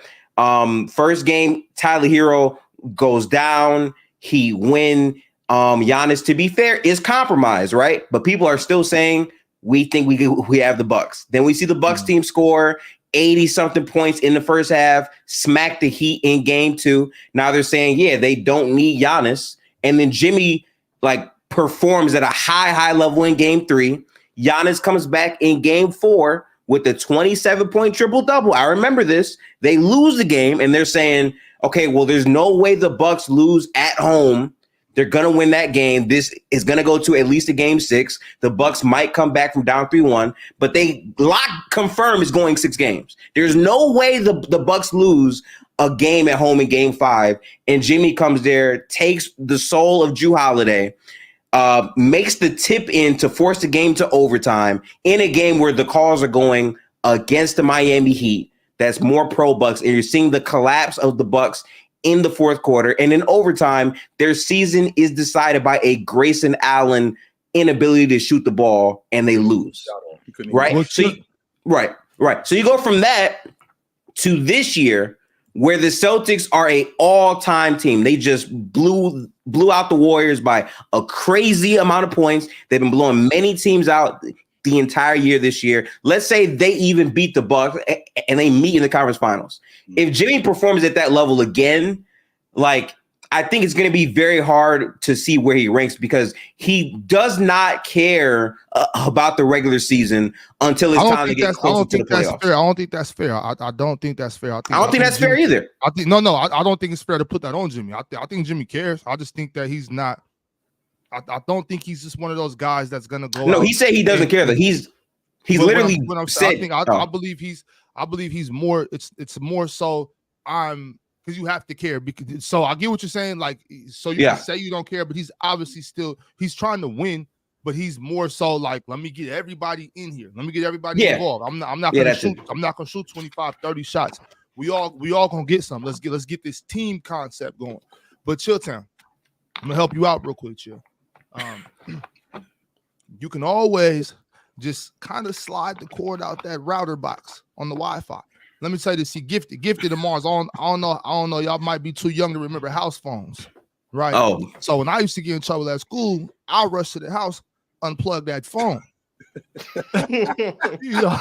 I'm unplugging that phone immediately. Immediately. I'm talking about school used to get out at 2:15. By 2:30, that house phone was unplugged. And no connection. And then what I used after as I got older, I start messing. The paperwork. You got to have a contact number for your parents. I was just giving them my pop's number. You call my pops. He live over there. You know what I mean? My mom don't even know what's going on. So Chilltown, just unplug that router, dog. It's okay. They'll never know. I don't think Chill could live with doing that. like he knows he has to have a conversation, but he don't want to have a conversation. Right. And I know at some point you're going to recognize that the phone is unplugged. And who did this? And who unplugged the phone? And exactly. And now it's going to get compounded because the school's going to call. We've been trying to contact you. Oh my God! Now I'm in Now dirty Dev. Now my mom already knows about this. One day she was at the school like a basketball game, and the principal was like, "Well, we talked to his dad." My mom looked at me like, "Okay, I can tell for you." I think about this Boston Celtic team and the scenario that you brought up, right? The scenario that you brought up, Gifted, is realistic. But what we can't leave out is it's not like they've owned the Boston Celtics. I mean, the last two series, they beat the Celtics beat them. So it's not like they've just owned them and there's no chance. This season, Jason Tatum and the Boston Celtics, this is the best opportunity that he's had since he's been there to win by the far championship. This is the most talented unit he's been on, this collection of talent, how they've come together. Because just because you throw talent together does not necessarily mean it's going to work.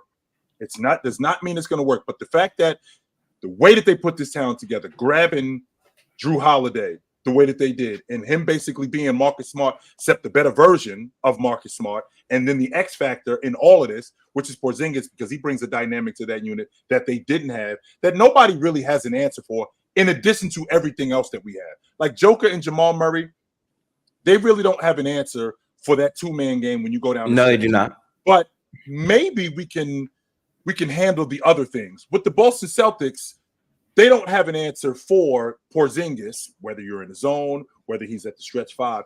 And in addition to everything else we have, that's what tips the scale for the Boston Celtics. For the Miami Heat, who are nothing more, if you look at what they do, they got one of the worst offenses in the league. If you look at them on paper, they got one of the worst offenses in the league. Defensively, they got one of the best defensive bigs in the game. They're nothing more than grit and toughness and determination. So more times than not, Jimmy Butler doesn't blow me away with his athleticism. He's not throwing the ball between his legs 6-7 times. He's not skipping through the lane, throwing it over top of guys. But you know what Jimmy Butler has? He has an immense amount of confidence. He walks on the floor. I don't care who is out here. I'm the baddest, you know what, out here, and it's not nothing that any of you guys can do about it. When you have that and you have that kind of leader, that's infectious.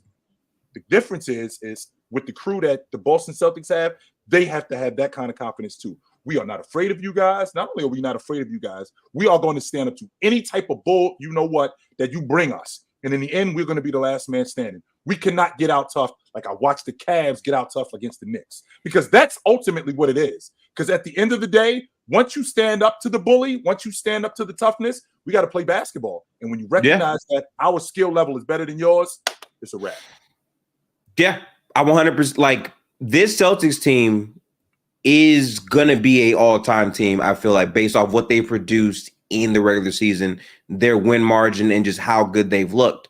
The thing with the Heat is every year, as you said, their offense will be middle of the pack. Sometimes their defense will also be that, and then they pick it up. And then when it comes time for the playoffs, they're just battle-proven from all of the years that they've been together. They have more continuity than most other teams. And Eric Spoelstra does a phenomenal job game planning and preparing them for who they're going to be playing in the playoffs. And the fact that Bam, for most of the season, is like their rock in terms of their offensive hub and being so consistent on the defensive end, he's also the guy that really raises their floor. But Jimmy specifically, when he starts to get his game going and you add in all of their other fit-in players, Terry Rozier being a much better player than Kyle Lowry at this point, Jaime Jaquez, having a very polished game as a rookie player, this is another team that can show you that, yeah, we might not have the talent that these other teams have, but the Heat have never won off talent. They've won off of playing better basketball, off of understanding exactly what we want to get to, off of execution. That's what's gotten them over the mountaintop many, many times. But to beat this Boston team, that to me is not going to be enough. You're going to need to have Jimmy Butler being the playoff guy and the Heat also being prepared to play them because they have history. They play each other tough every time because they know exactly how they both want to play. They have that sense of urgency. And we know it's going to get chippy. And that's what happened. Yeah. That's why I feel a lot better this season. Because I just saw the Miami Heat. I think the last time they played Boston, it got chippy between both Duncan Robinson and Jaylen Brown. Now, Miami Heat and our Boston Celtic team in the past, they would have caved. They would have folded right up, and they would have just let them do whatever they wanted to do. Instead, they stood up to them with Porzingis out of the lineup, with him being hurt. They stood up to those guys. That showed me a lot of character from this team. And if you're going to stand up to these guys when the playoffs start and it gets even more intense, then now they recognize that we can't bully these guys and push these guys around. We're going to have to play basketball. And when that happens, we are a better team than they are. That's what they're going to try to do. They're going to try to junk the game up. They're trying to rough the game up and rough us up. Once we stand up to that and make them play, they'll recognize that we're just a better basketball team than them, and they're going to cave. I think the Boston Celtics can handle them dudes. I do. Okay. I do. It'll be fun to watch this year. We're going to see. Yep. I have one more super chat here from Almighty Lambert. Half of it is about Domo, who isn't here. I haven't been told. Maybe Domo isn't here today. I don't know. I haven't been told. I'm just here. We handling it. We got I'm just here assuming. So hopefully he pulls up so I can make Domo talk about Dame. But if not, Ox, you trying to hit the Kings pack? That is so disrespectful. Yeah. Shout out to the Kings. I'm smoking on something, Mars. To get through the pain. Understandable. To get through the pain. Oh man. But we'll be all right. We'll be all right. I'm cool. Yeah, you'll be all right. I mean, another first round exit this year. I mean, unless we can figure out a way to match up with OKC, I'm afraid to say I think we will be out the first. You guys are the 7th seed right now, so you would play OKC. Wait, yeah, you would play OKC. You're half a game out the 6th spot. Literally a half game out. But then you would play Denver, so maybe right. You so that's not going to work neither. Contrary to popular belief, we're not scared of Denver. I know Denver's a better team, but just like matchup wise, we're really not scared of Denver. I mean, you don't got to be scared of Denver. I mean, yeah, you don't have to be scared to lose. I understand that. I'm very well aware of that, but I'm just saying, I'm looking at matchups. There's like.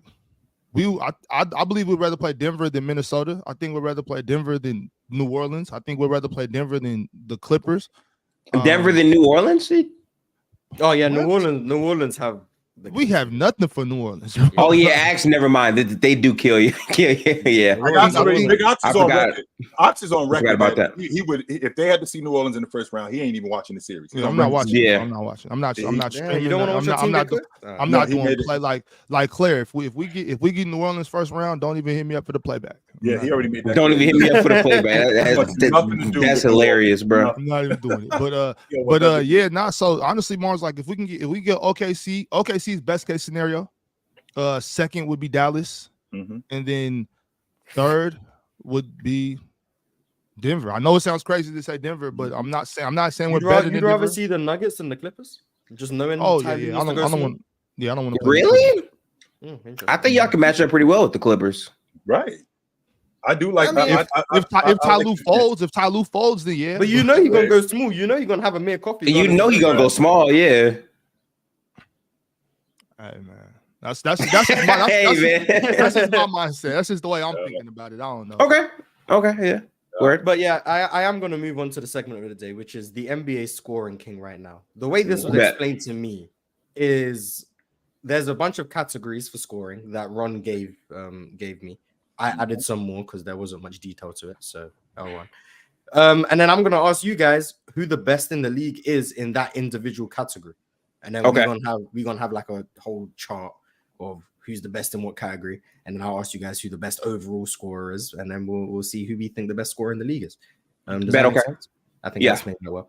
The first category is efficiency. So I'm just gonna run through, ask you guys one by one who you view as the most efficient scorer in the NBA. So Chill, who do you think is the most efficient scorer? The most efficient scorer in the NBA. The old head in me wants to say the guy who plays closer to the basket. That's the old head in me. Go with your gut. That's not the way the game is played today. The most efficient scorer in the NBA, I think it's Embiid.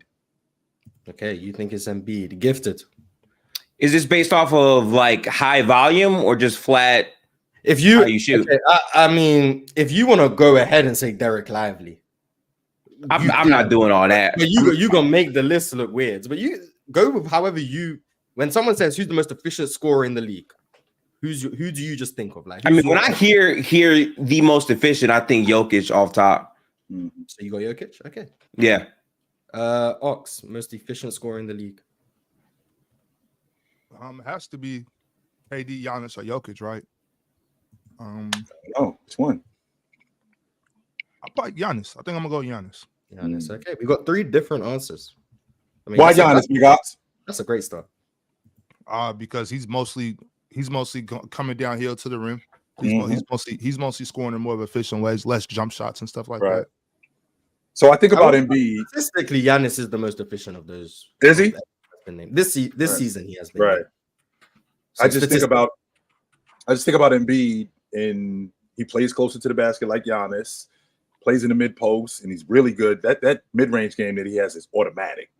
That mid range game that he now has, it's automatic. I don't love him playing further away from the basket, but I mean, he shoots the long ball at what, 35-40% closely, almost something like that. And yeah. And he was at 36% this year. 36%, right? And that's he's one of the best finishers in the game at the big spot, especially when you get on the block and they get him the ball on the block, whether it's a show and go or whether it's just dropping it off to him and it's 1-on-1. I feel like it's almost impossible. It's impossible to guard a lot of guys, but Embiid just seems to me like he gets whatever he wants in terms of how many threes is he shooting? Is he shooting at a decent I think he's like 3. Jimmy was down there shooting 43. About 3 a game. Oh, 36%. That's pretty good, right? Yeah. He better off the catch. His pull-up 3 isn't great, but he better off the catch. If we're basing it off of this season, pull-up threes anyway. Because when Wemby do it, he shoots 40%. Yeah, and Wemby literally shoots. I'm talking about Joel. Like some people, it's just different type of people. Some people shoot better off the pull-up. Some people shoot better off the catch. I just hate to see Joel shooting off the dribble threes. It just does something to me. Some of them are when the clock's running down in his defense. Right. Some of them he gets given grenades and he has to create something. So I will give him that. So like I don't want to get too nerdy here. If you're basing it off of this season, I can hear the argument for Joel Embiid because he had a true shooting of like 64.5. I feel like the amount of dominance Embiid had in terms of how many nights he would get to the free throw line and shoot like a high percentage on that. And then in terms of from the field, how dominant he could be, that's there too. But the reason why I lean Jokic is Jokic has played more games overall than Joel Embiid. He's pretty much an unstoppable force in the paint. He's also shooting his own 64.9% true shooting, even though his 3-point isn't that good. He's taking the volume of his shots in the paint, and he's one of the most efficient zone, scorers pretty much at the basket or around the basket. His touch is still pretty good. And for him to be posting that, this is a down season for Jokic because last year he was a 70% true shooting type of guy, which is like unheard of on that type of volume. So that's what makes me lean Jokic. Fill me on this for a quick second on that. Is this okay? Is this okay if I go this route? Even when Jokic misses it, he's making it because he's just putting it up there, leaning on you so he can get it right back. You know what I mean? That happens. You're cooking. Yes, you're cooking.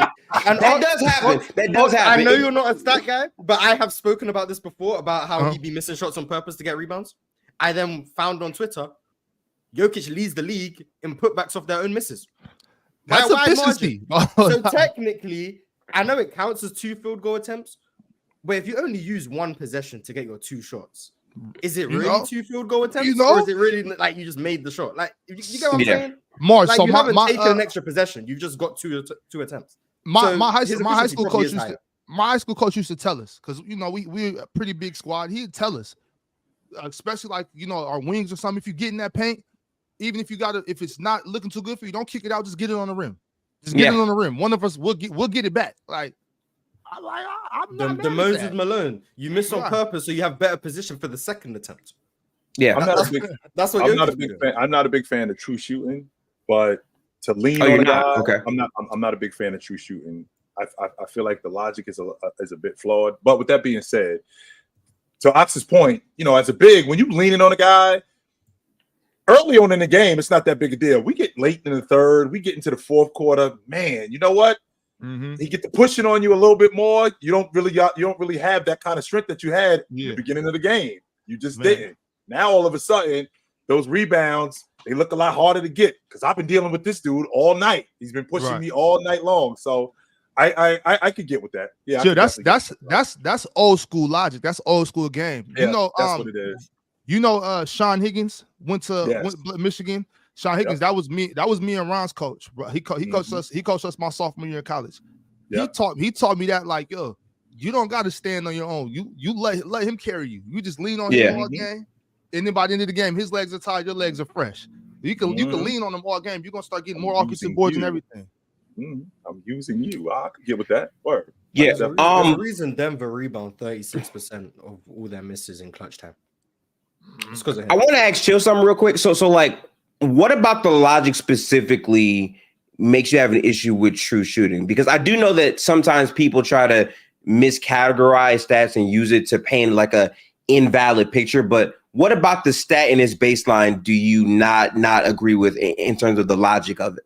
Well, first of all, how it is as a collection, and what it looks like is, it looks like overall this is what I'm doing, when in reality overall this is not what I'm doing. I could have a 9 for 22 night where I go 9 for 22 from the floor and 3 for 11 on the long ball, but I shoot 90% from the stripe, and that basically averages out all the other things, when in reality I wasn't great in terms of my true shooting. I wasn't great overall. That's why I have a difficult time thinking about true shooting, because what it'll make it looks like I'm a lot more efficient than I really am when I'm not.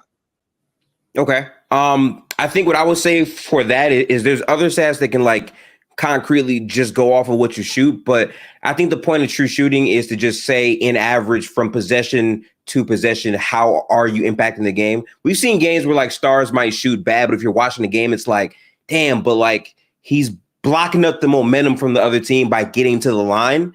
Right. And that does matter in terms of like breaking up the momentum of a ball club by, breaking up and getting to the free throw line, or even fouling players out who are important to the other team. So that's why like true shooting works. I feel like you just have to add more nuance. Like, just because you might have like a 65 or 70% true shooting, right, the way that you got it still matters. It's just basically telling you in a vacuum, including free throws, this is how far I got. Effective field goal percentage tells you 3.2s from all that range, and it doesn't include free throws. But true shooting to me is still valuable because it pretty much encompasses all of your scoring, and it actually incorporates the stripe, which a lot of people don't like free throw merchants and free throw getters. I hear that, but that is a skill that breaks up the game and makes it easier for you to score. So that kind of does matter. But it also doesn't, it's not relegated to just free throws. I mean, you could go 6 for 20 from the stripe, but you went 8 for 12 on the long ball, and you went, 7 for 13 from the floor, but you went 6 for 20 from the stripe. You went 6 for 20 from the stripe. That kind of averages out. So it's not just relegated to shooting at the free throw line. It's a number of different things. That's why when I think about true shooting, now sure, I can get with the logic that you watch the game and see how much a guy is impacted. A prime example would be Coby Bryant. If you just looked at the numbers and saw that he went 5 for 20 that night, right? You see that he went 5 for 20 that night against Boston in Game 7. He went 5 for 20, and he didn't really do much in terms of his shooting. Completely leaving out that, he stuck his nose in and grabbed 15 rebounds and how much he impacted the game. All of that stuff that he did, when he did that, I don't think that ties into true shooting. I mean, I feel like it does. I feel like it does, but I feel like his impact on the game was more, and I don't think that ties into true shooting as much as his impact does. Every stat you need to watch. I'm gonna be honest. Every stat you need to watch the game to understand. Every stat, So true shooting isn't going to be like, well, this guy played good because it's true shooting. It's 62. Like, no. Still watch the game. But if we're talking about an efficiency stat that encompasses every way in which to score based on their value on the floor, right, it will be true shooting. True shooting does it better than any stat because you spoke about it earlier. People don't put enough value on the ability to get to the line and make free throws. When you were talking about David Robinson. True shooting is the only scoring efficiency stat that does that. It values how much you get to the line, and then it values your percentage when you get there. Because like it or not, none of us like watching people bait for fouls. I think we can all agree on that. Corny, super corny. But whether or not we like it or not doesn't change that free throws are the most efficient way to score in the NBA. Yeah, because it's literally if you're a good free throw shooter, there's no more efficient way to score than a free throw. Steph Curry getting to the line is better than him shooting a wide open three. It's better than him getting to the rim. The best way for Steph Curry to score is for him to get to the line. So I think that's what true shooting does a good job of. Now I can argue that they do add a little coefficient to the free throws, so they try and adjust for like and ones and technical foul shots. Yeah, so they add like a little coefficient, which you could argue skews it. That's as far as I could go. But I still think it's the best all-in-one efficiency metric. I mean, it's that, but also the other thing that I feel like people don't also think about is you also have to think about what type of player we're talking about when it comes out to true shooting, right? Like what can make a player true shooting crazy, right? Is like, for instance, right? Steph, he doesn't get to the free throw line as much, but because he shoots a ton of threes, if he has a night where he's being super productive, where he makes like 8 threes and he's only missed like 4 shots, his true shooting is going to be through the roof, but that's without adding free throws to it. I feel like regardless, every stat you need to watch it. Like, I'm sorry, stats do not watch the game for you. Stats are just the thing to, help better organize what a player did or maybe didn't do. But you have to watch the game to get more context for it. But in terms of this conversation about who's the most efficient scorer in the league, true shooting is able to encompass all of those things at a baseline. Yeah, stats will tell you what happens, not how it happens. But there you go. Two things. I must. I don't know if I misunderstood what you were saying, Gifted. I did. I kind of got back to my. Okay. At the end of it, so I just want to just say, just to be clear, we all hate a foul merchant. We all hate a foul merchant. A guy that's just baiting fouls. But I mean, there's no way around the fact that free throws are super important to the game. In all aspects, even from what you were saying, slowing down the game, into the game situations, people that can't shoot very good free throws not being able to play in certain situations, you being forced to play a guy that's better free throw shooters, all that stuff matters. You know what I'm saying? So I think that's definitely, you know what I'm saying, like it's missed. It's missed, I think, now. But people just be hating on free throws, which is kind of and buddy, just so you know, LeBron James shot the same free throw percentage as Luka shot this year. So Luka's shooting 78% this year. LeBron James in year 6 shot 78% for in year 6. So neither one of them are very good free throws. So let's chill out on that. Let's chill out on the logic that the fact that he's a poor free throw shooter. I don't think he's a poor free throw shooter. I think Chamberlain was a poor free throw shooter. I think Ben Wallace was a poor free throw shooter. I think Shaq was criminal. Ben Wallace was right. The league of his own when it comes to I think Ben Simmons, Lonzo Ball. LeBron is very average. LeBron is average. Right. So that logic of bringing up him as a poor free throw shooter, that's just lazy on your part. Very lazy on your part. And we ain't even talking about LeBron James. I don't even know why we brought LeBron James up. Right? I don't know why. I don't know why. The haters gotta bring him up. The haters gotta. I get that. You said something else. That's what I was thinking that you just said too. You said about stats not telling the story of the game. Mars, you said the stats show what happened, not how. The stats will tell you what happens, but not how it happens. Can we? Can we? I think we can agree. I get upset when it seems like, to me, there are some people that are in this basketball space that actually can only tell the story from, if you could only do one. You have those people, like, that's a problem. They'll choose the stats. They'll choose the stats. Well, yeah, it's like you can only do the stats. You can only watch the game. I feel like there are a lot of people that we're having basketball conversation with that if they were to only watch the game and not be able to see the box score, they don't really know what they're looking at. As far as they can't really tell you what happened and what's really going on. On the other hand, if they're not able to see the game and they are able to see the box score, then they have a whole new understanding of what they feel like is going on. And I feel like that's the issue. I think sometimes we should go away from that and let's just focus on watching more games and not looking at any stats so we can talk like what playback does for us. I like playback because it's helping us get better. We all can see the game at the same time. Yeah, right. And actually watch it and watch it live to see the action going on. And it's helping all of us. It's helping all of us. I think I love the playback streams. I think it's really helping everybody. Mm-hmm. I think the best example, by the way, as we lean towards answering this actual question, but I think the best example of watching the game versus stats is probably Ben Simmons, because if you look at the box score, he had 12 assists, he's playmaking. But if you're watching the game, it's like, what advantage is he really creating in a half court? That's not just a transition hit ahead pass. Like that's not really like creating the play, right? Like that's kind of the difference in terms of, or like, Ben Simmons, he shot 80%. He only took like 4 shots, or like, 4 or 5 shots. And where were they when he took them? When did he get these shots? So it's not like he went 4 or 5. How great were these shots? So yeah. I think the box score, I think is really especially in terms of talking the game and analyzing the game and having discourse like this. I think that the box score really only helps the role players, or because I mean, people aren't going to watch the game to pay attention to Josh Hart. Like then they're not doing that. You don't realize he has like, which they should, by the way. You don't realize they should. They definitely should. They're not going. They're not going to. So the box score can at least, I guess, give Josh Hart some credit, because like he a hell of a rebounder. I guess so then for all intents and purposes, then so like, are we agreeing on like the number one efficient player here? Or do we just leave it as is? I'm gonna ask everyone for their opinion. We don't have to have Ron doesn't. Everyone's gonna have their own opinion. I'm gonna keep track, and then we're gonna go through it. But I haven't asked Jalen, because Jalen just real quick though, Mars, because I said that backward. I meant the other way around. The watching the game is what's helping the role players. I feel like that's why a lot of role players are getting kind of disrespected. That's why I like to be. I'm more of a fan of when they say I said that backwards. My bad. Because when you see the stats, now they're like, man, this guy had 6 points and 3 rebounds. Like he's, come on, man.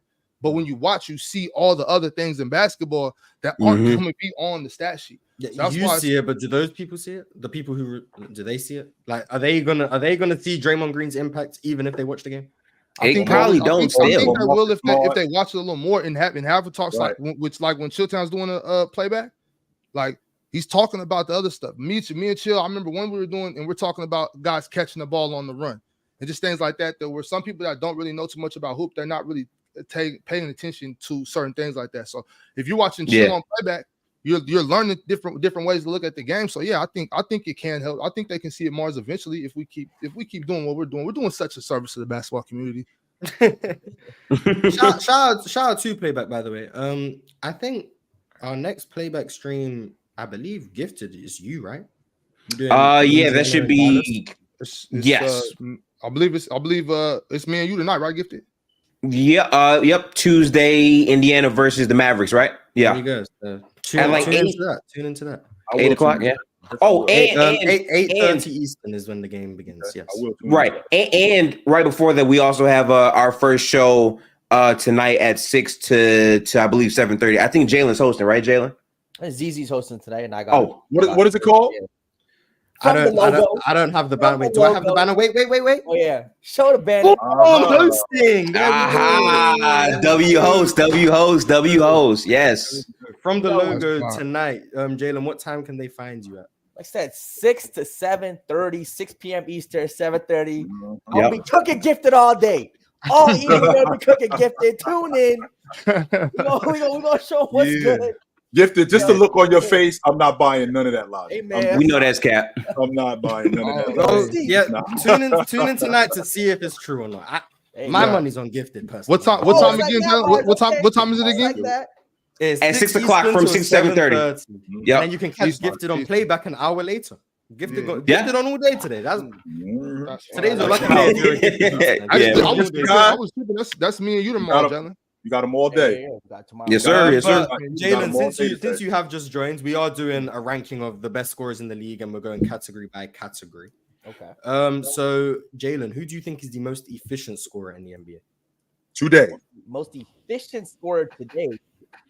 Shoot, if I'm going to say LeBron, bro. Today, no. As much as I, no, he's doing that. This season, as much as I'd love to say, and I'm thinking Jokic, I'm thinking Embiid. I'm gonna go with Giannis.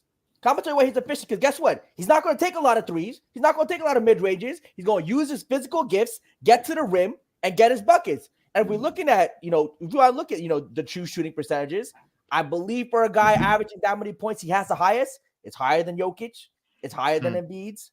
If Embiid qualifies this, it's higher than Kevin Durant's. Right. It's high. Yeah, it's higher. So give me Giannis. Yeah. But wouldn't that be something like you just said? He's using his physical gifts. At some point, we can slow that down. We've proven that we can slow that down in the past when they built the wall. Don't worry, there's a category for that, Chill. Ron didn't cover those bases. I covered that base. Okay, word. We're talking about efficiency. Don't worry. I'm not taking into account. I'm not really valuing kind of offensive versatility. Okay. Efficiency. You get your points. Okay. See, there it is. See, I'm a W host. I think ahead. Some people ain't think that far ahead, but me, I did it. But before we move on to the next category, Mav done with a super chat. He said Luka against top 10 defense this season in a 20-game sample is averaging 35.2 points per game on 64.4% true shooting. For anyone who doesn't know, that's elite. That's elite. Luka definitely relishes playing against like the good players and the great teams. You see it like when he faces the Tatum, like he's gonna do. I think tonight, right? They're playing Boston tonight. They're playing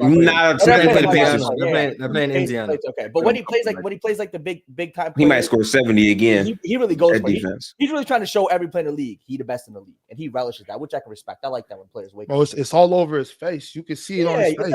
He's doing it like He doesn't. Luka doesn't have any respect for these hoopers, bro. I'm gonna tell you the truth. I really would like to sit down with Luka Dončić. I've never thought about this to this minute right now. I would love to ask him, who on this basketball court do you respect? It's probably only Bron. Maybe Jokic. Maybe Jokic. No, he respect Jokic. Yeah. Probably. Okay, could be. But he really look at a lot of them dudes out there like, yo, you dudes is bomb. It's so sweet, Chitchat. It's so sweet. He really looking at them. He really looking at like y'all some gummy bears. Like, it's sweet. He has no love for any of them. He just playing with them. I've been told you, Big Ops. He got that face that if he was at the park, he'd get punched in the face. You see. It's up. Yeah. I be watching the Mavericks and Luka will just make like the craziest shot I've ever seen, and then just get back on defense laughing. Bro, listen. Right now, to everyone in this panel, in this chat, I implore you, if you have NBA League Pass or whatever, I do this every single year because it's just iconic to me. Go back to Mavericks versus Suns, Game 7, where it's Devin Booker, it's Chris Paul. Bro, listen, respect the Suns fans, but the way the lead went from a 7-point lead in the second quarter to up 30 by the end, and like, bro, I'm sorry, you're talking about Luka disrespect. Luka posting up the guy they drafted over him in DeAndre Ayton and post fading over him, disrespect. Crossing up Cam Johnson, step back 3, disrespect. Smiling at Devin Booker while he had the free throw line, Game 7, disrespect. Like it was. He's hell, man. When they was up 40 at halftime, I was out. So all of that stuff you're telling me, I don't remember any of it because I didn't watch the second half of the game. I'm telling you, if you watch it back, it's so hard to watch, bro. It is insane. Luka is crazy. Luka is dope. He's one of the best scorers, but it's just my problem is the game. I see how good he is, but it's just the fact that if Luka played the small forward and they were running some offense and he was catching the ball, doing work, I would like him so much more. But the fact that he has the ball in his hand for 18 seconds, I'll just be like, oh, can we please do something else? Well, none of us said Luka for efficiency, but maybe we're saying for this next category, which is consistency. So I'm gonna go in reverse order this time. So Jalen, the most consistent scorer in the NBA. Consistent scorer in the NBA. I mean, Joel Embiid's on the list. Man, I'm gonna give it to I'm gonna give it to Joel Embiid. It's just what he was doing with that team every night. It was every night. It was every night. He was giving you 35 plus, good efficiency, doing it from 3-point line, mid range, and inside. Give me Joel Embiid. He was doing it every night. Next up, Ox, most consistent scorer in the league. So, I mean, we're talking about right now. Consistently. I'm not going to speak on Joel. I don't think he's coming back. So I'm probably going to have to go with SGA. SGA. Because you just appearance on the list. You just know he's going to get his 30. Other than last 31. Night. He's 31. He gets 31. Yeah, I've seen the nickname going around, Mr. 31. No, it's I've real. seen that nickname. Next up, so we've got Embiid and SGA. There's only been one agreement so far. It was Jalen and Ox with Giannis for the most efficient. But Gifted, who do you have as the most consistent scorer in the league?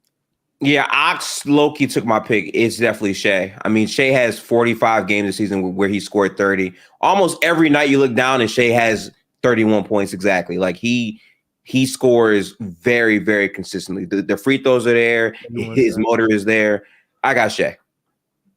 Chill. KD. I'm not mad. KD's first appearance on the list. There we go. He's not one of the. Any reason why?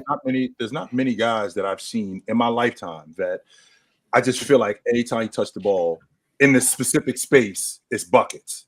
And when KD gets between that 15 to 18 foot range, bucket. Whenever he is in transition, stop and pop. I just feel like you're talking about a guy consistently getting buckets and can consistently get buckets. It's KD. Okay, so we've got 2 for SGA, 1 for Embiid, and 1 for KD. The host not taking part in this, and when you know the chat wants to know your pick on this, it's crazy, Mars. They want the chat want to know my pick. They can make it known that they want to know my pick. They ain't I'm the representative of the chat on the pick. I am the man. Representative. Yeah. Mars, being the man of the people, we want to hear your answer. That's crazy. Well, the next category is mid range. We're gonna start in the middle. Gifted, the best mid range scorer in the NBA. Oh man, this season that's probably between Joel Embiid and Shea. I'm going Shea, man. I'm going Shea. I think Shea this season has been very, very special. Okay, I'll go Shea because he's played more games. I think Joel Embiid at his peak this season was a very good mid-range shooter, but I'm gonna go with Shea.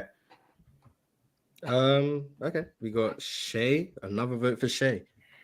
Jalen, mid-range scores. Talking mid-range this year, I'm gonna say what Chitchat said earlier. Throw away. I understand there might be some players with better numbers for the mid-range, but if I want somebody from a bucket, from a pull-up mid-range, it's Kevin Durant. If I need someone to bucket in the fourth quarter and pull up mid-range, it's Kevin Durant over SGA, over Luka, over Embiid. He's still Kevin Durant. He's still 7 foot, can get to his spot. He's still an amazing shooter, still a top 5 shooter in the league, I think. Give me Kevin Durant. Chill, mid-range. Joel Embiid.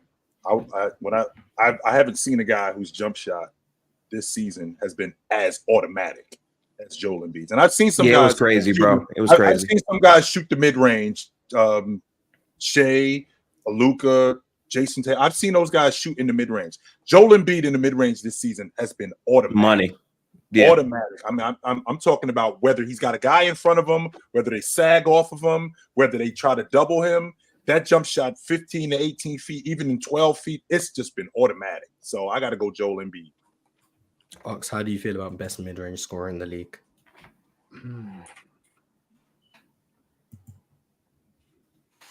Got to go KD. Joel and KD were the only two options for me in this one. There's got to be KD to me because not only is he going to knock it down, you can't really stop him from getting it off. You know what I'm saying? So I know he's gonna have that chance always. You're not gonna stop him. The only way is to get under him and stop him from getting to a spot. Once KD gets to a spot, he's gonna get that shot off, and more than likely he's gonna make it. I think the mid range is coming back in the league. I think there was a stretch. Thank God. Bring the mid range. There was like a little stretch from like maybe like 2019 to like 2022, where the only guys who really shot middies was like KD, DeMar DeRozan. Yeah. I've been Kawhi guys. too. Now that, Kawhi. Yeah, Kawhi. And now there's like a lot more guys who will go into it. And I think like they're not going to be the best in this category, but I want to give credit to guys like Brandon Ingram. Yeah. DeMar DeRozan, one of the he held it down for a couple years when it was just DeMar DeRozan, especially when it comes to those elbow jump shots. I mean, you're not finding many better than DeMar DeRozan. I mean, Jokic is another hell of a mid-range shooter. I mean, he doesn't get enough respect in the mid-range, in my opinion. De'Aaron Fox, Kyrie, Devin Booker. Kyrie for sure. Like, there's a lot of guys in the mid-range who, Jamal Murray, who like I think deserve a lot of credit. Now they're not going to win the category because we've got guys like Embiid and SGA and KD. But I want to shout them. The mid-range seems to be coming back. I like it. Chill. I get that feeling though. Chill. I really do. I get that feeling that we on the way. We on the way back. I've been getting that feeling for a couple months. I'm starting to get the chills. Like, man, real hoops coming back. Give us about 5 more years. Give us about 5 more years, and we'll be almost there. I'm telling you. By the time my sons are in high school, we'll be playing real basketball again. I can't wait. I mean, to be fair, the middies always come back out in the playoffs when it matters most. That's why Kawhi excels so much. Yeah. So we got a super chat real quick from Liban Ahmed. He said, "Our host, we want your picks." I mean, Ron's not up here, but I mean, I could put Ron's picks up. But okay, I guess real quick, efficiency. Efficiency.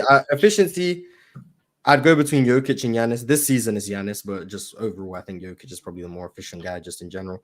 Consistency, I think it's Embiid. Mid-range, I think it's Embiid. And now the next category, we'll start with chill. Post scoring, the best post scorer in the league. The best box player in the game. Yes. I think that's Embiid. We got another vote for Embiid. I don't think it's, to be honest with you, well, wait a minute. Because Joe could get you on that block and he put you in a blender. You're in hell, bro. Joe could get you on that box and you in a blender. So, man, the best box scorer. I gotta go with Joker. And the reason why I go with Joker is because 1, he scores in a variety of ways. Number 2, he attracts so much attention and still scores.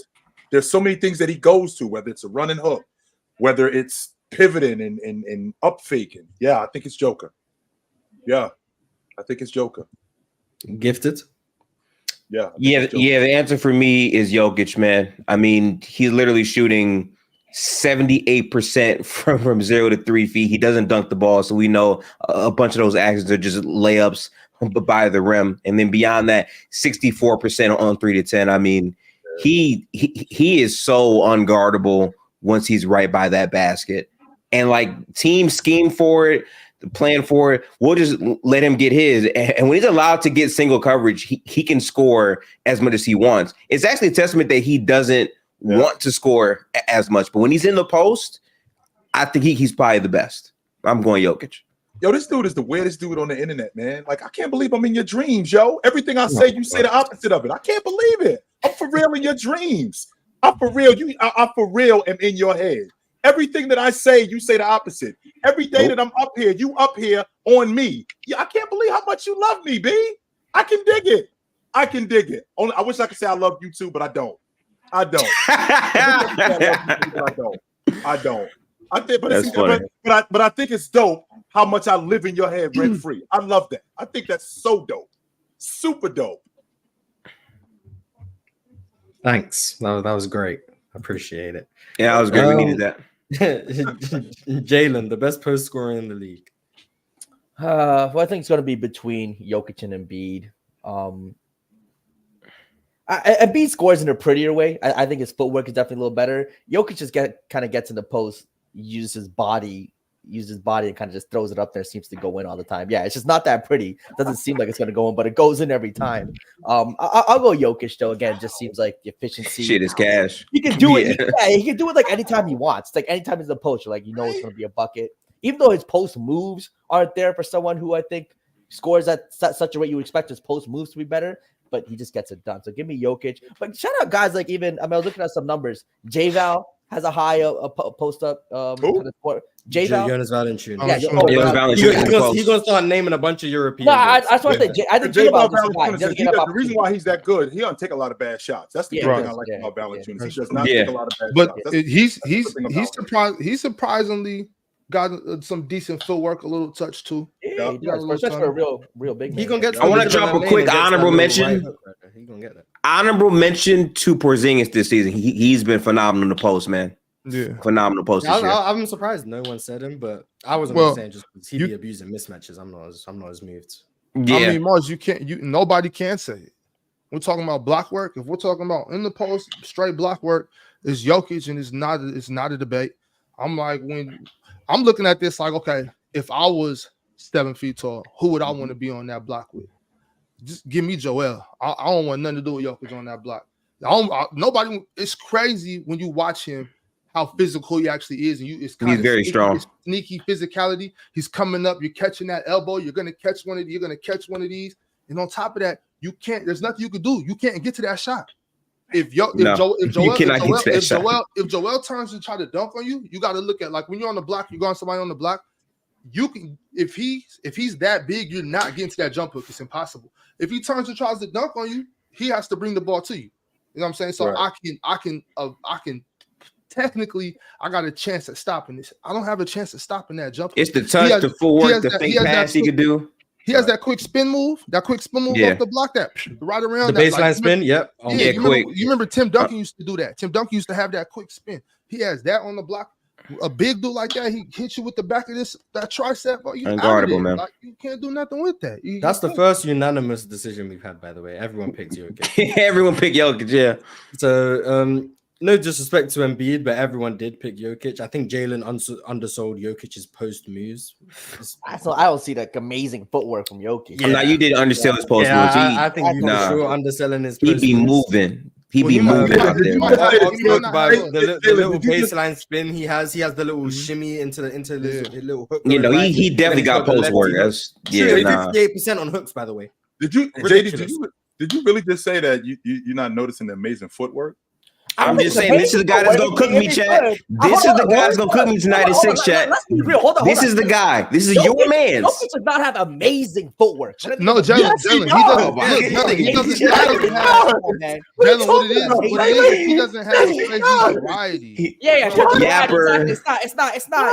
That's all it is, Jalen. That's variety quite there. Even the speed of his moves isn't quite there. Again, when I think of amazing footwork, I think what is he talking about? I'm pretty sure it's because he doesn't have a crazy variety of moves. He probably only has 3 really go-tos that he's using, and you want to see a bunch of different types of footwork. But if you have 3 moves and you're showing good footwork, you don't have to do a bunch of different things. So. No, for sure. I think he uses his body more to maybe kind of create the separation he needs to get a shot. But his body's moving with his feet. He's using his body, but his feet are moving. I don't know how you look at Jokic and think he has no footwork. When he's shooting off the same leg, when he's going right and he's shooting that right-legged fade.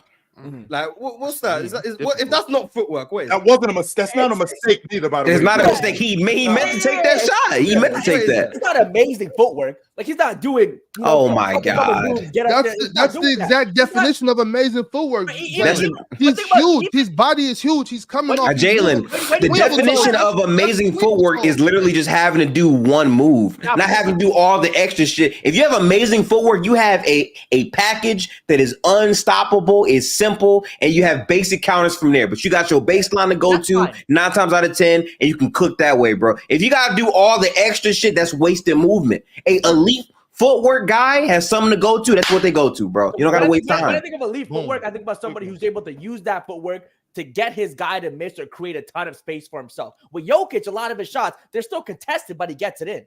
He doesn't do a lot of his moves, even after moves. Guys still able to get there. I don't know. I don't know if you're seeing him, man. I don't know if you're seeing a big dog. I don't know. You're not watching Joker, yo. I don't know, man.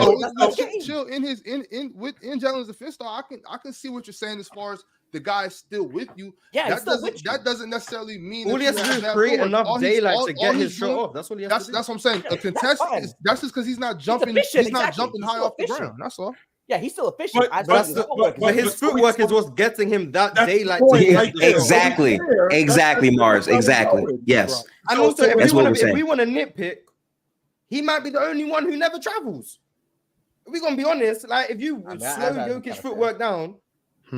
In terms of actual legality, and that's another part of footwork. There's a few times where he might shuffle a little bit, but for the most part, it's legal. A lot of what these guys are doing is illegal. They just don't get called. His footwork is so pristine. He's so light on his feet. The up and unders that he can go to. The fact that all he has to do shimmy one way and then he creates enough separation for this. Got you. That never misses. The ability for him to just rumble his way into the paint, create enough separation, floater. Like. It's just so.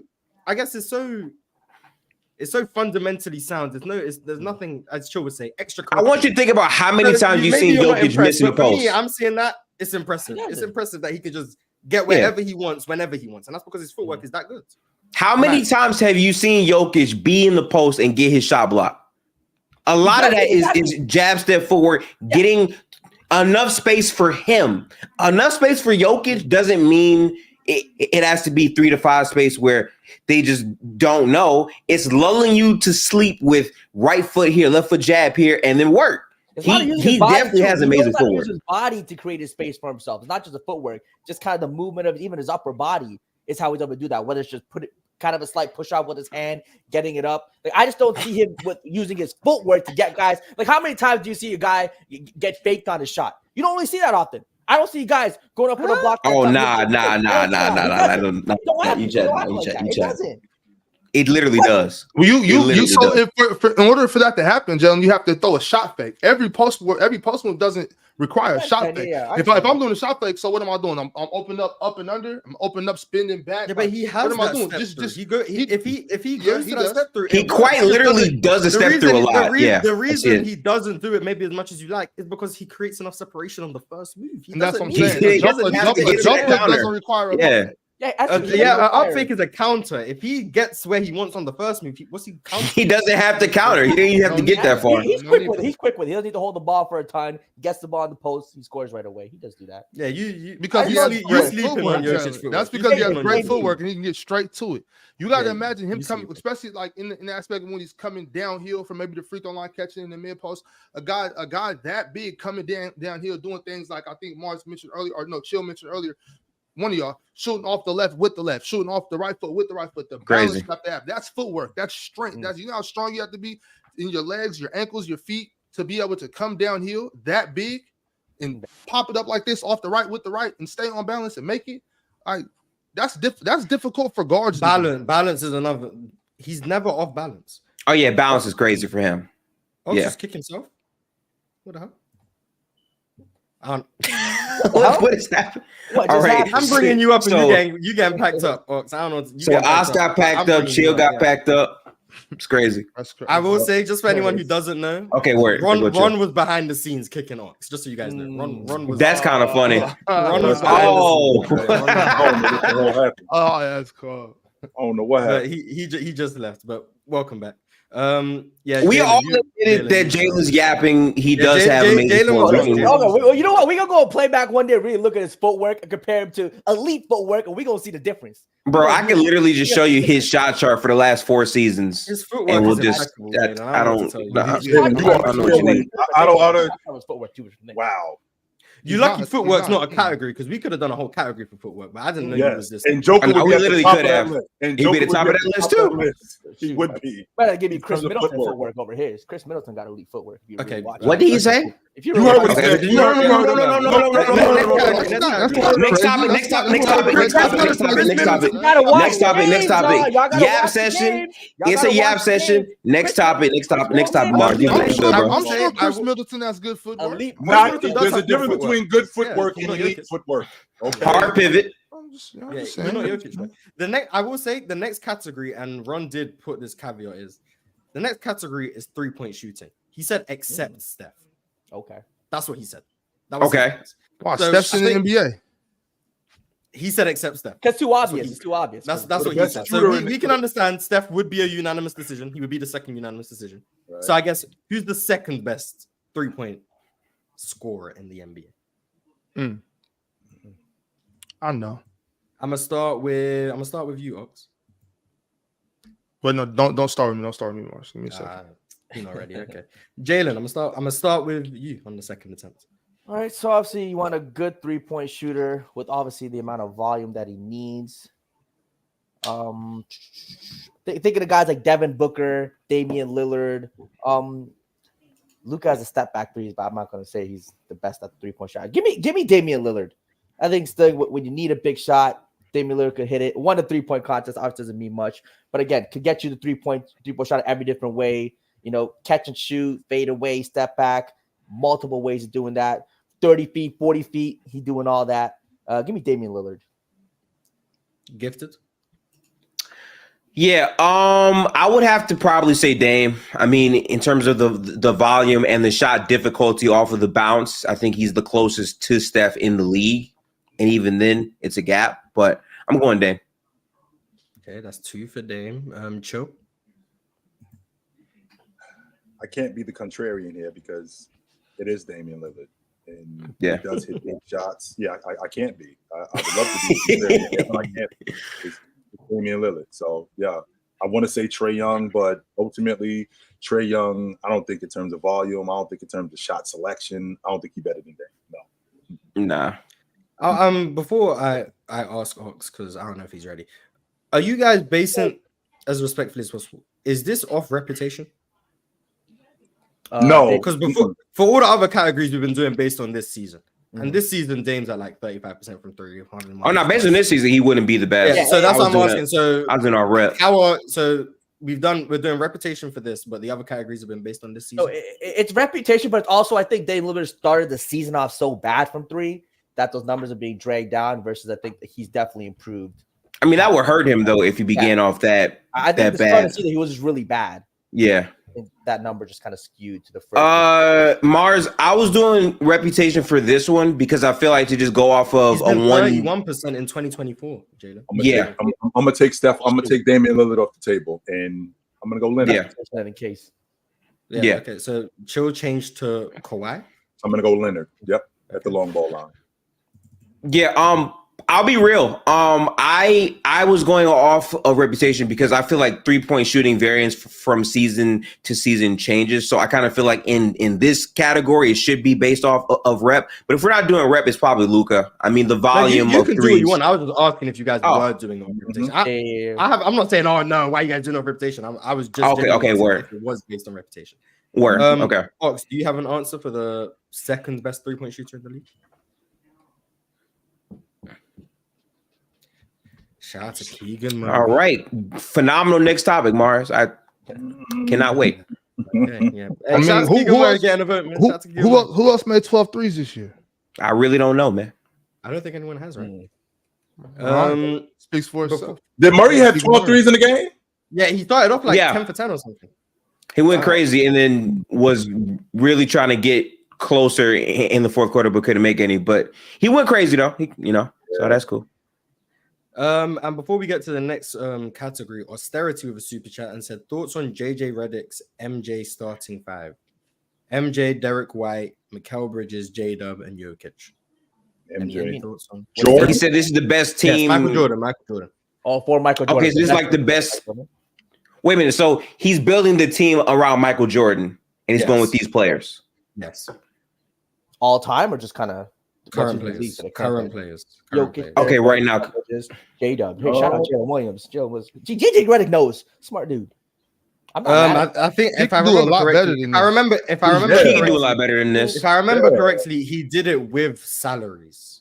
With salaries. It makes sense. Okay. So you know what? That makes a ton of sense now. Never mind. Okay, yeah. Derek White.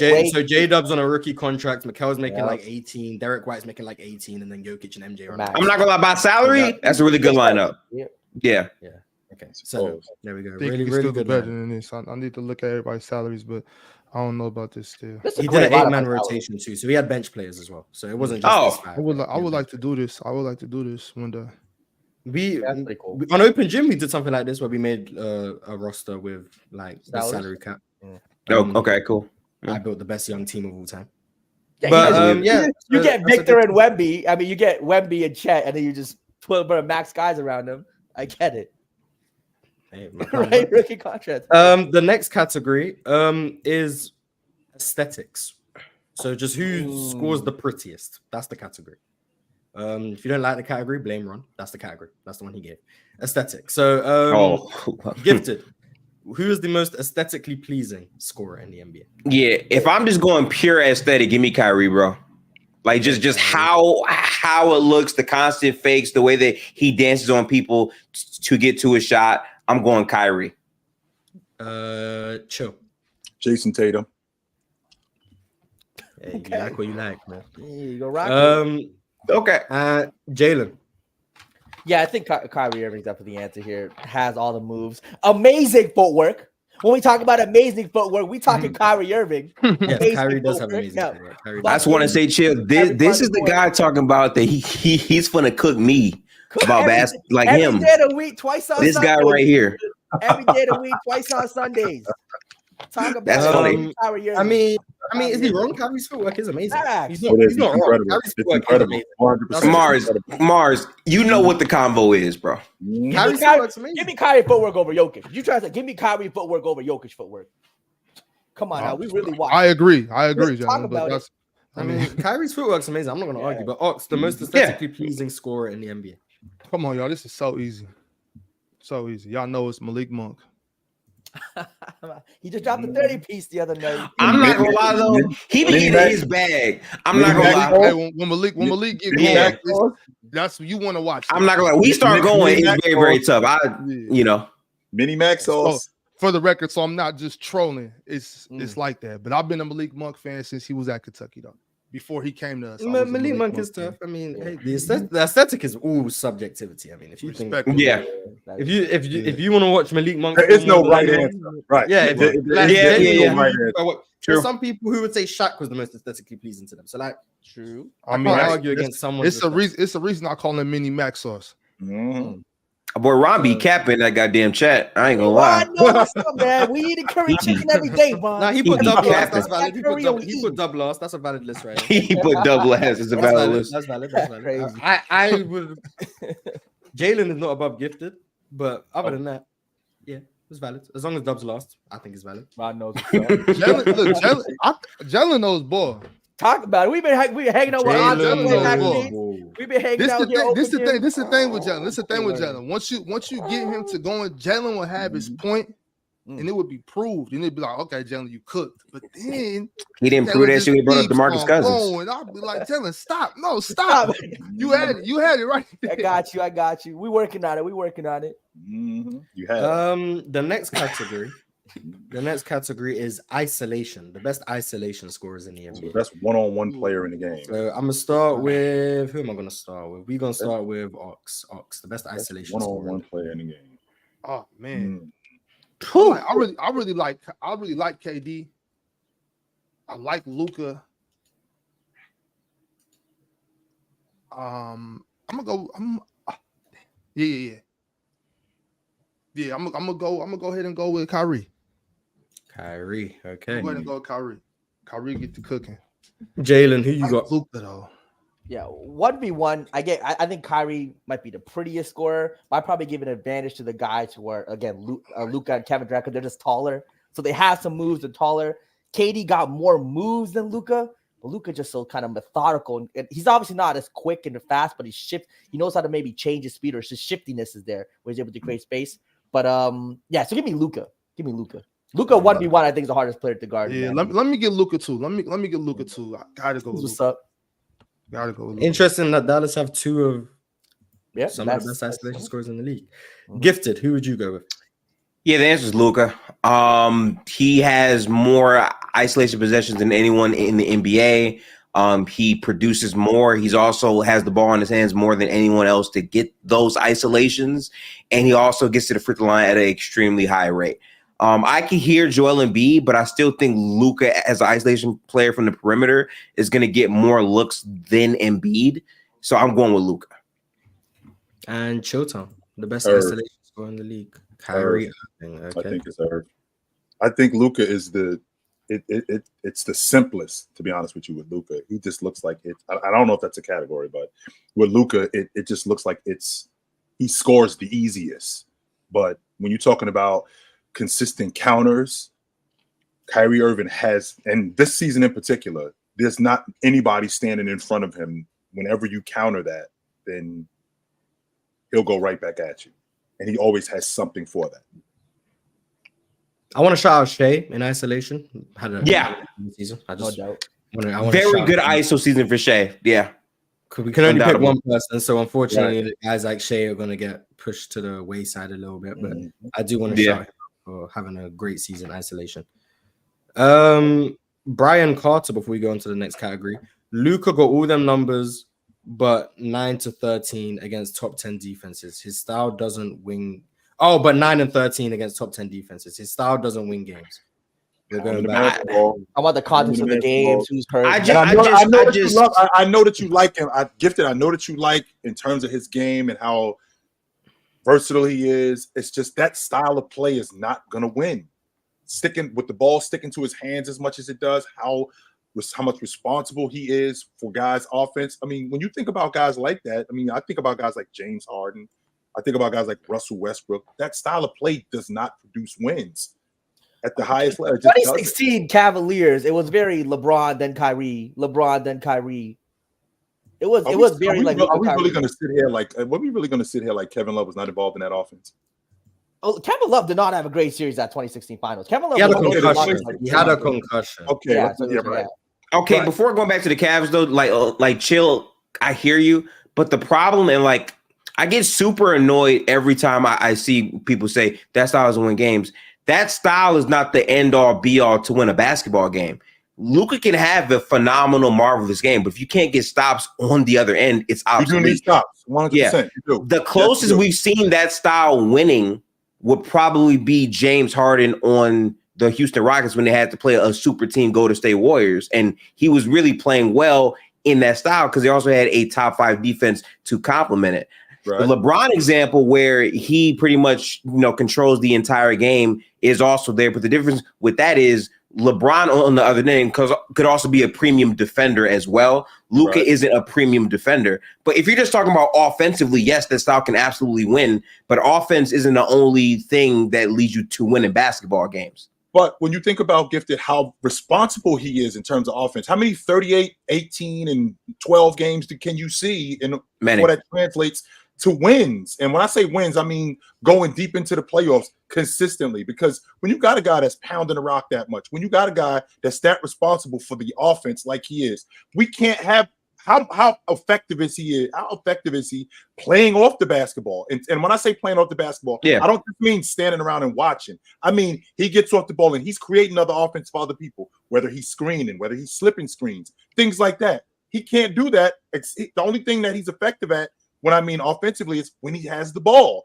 And when he doesn't have the ball, there's a lot of watching from him. Well, I would say this. I still think the biggest growth in his game is still going to have to be in the off ball, but he's been playing off of Kyrie phenomenally well. The lineups produce a ton of points. Even in the clutch time when the game matters, they also play off of each other very well. What I would just say is that if you're talking about having success, let's look at what Luka's rosters have done.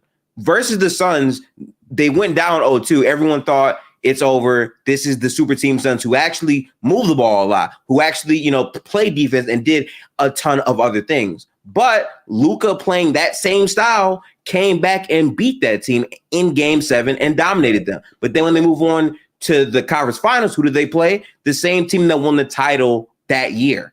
I don't feel like it's the style. I think it's more so everything else with the roster construction. Yeah, sure. Luka playing that style with a roster that still has a ton of question marks defensively, a roster that doesn't have a consistent small forward scoring option. Of course, that's going to be a problem. But the style itself, I hate when, if they win, it's, oh, yeah, but they won because of this and that and this and that. When they lose, oh, it's that style. Basketball isn't one-dimensional.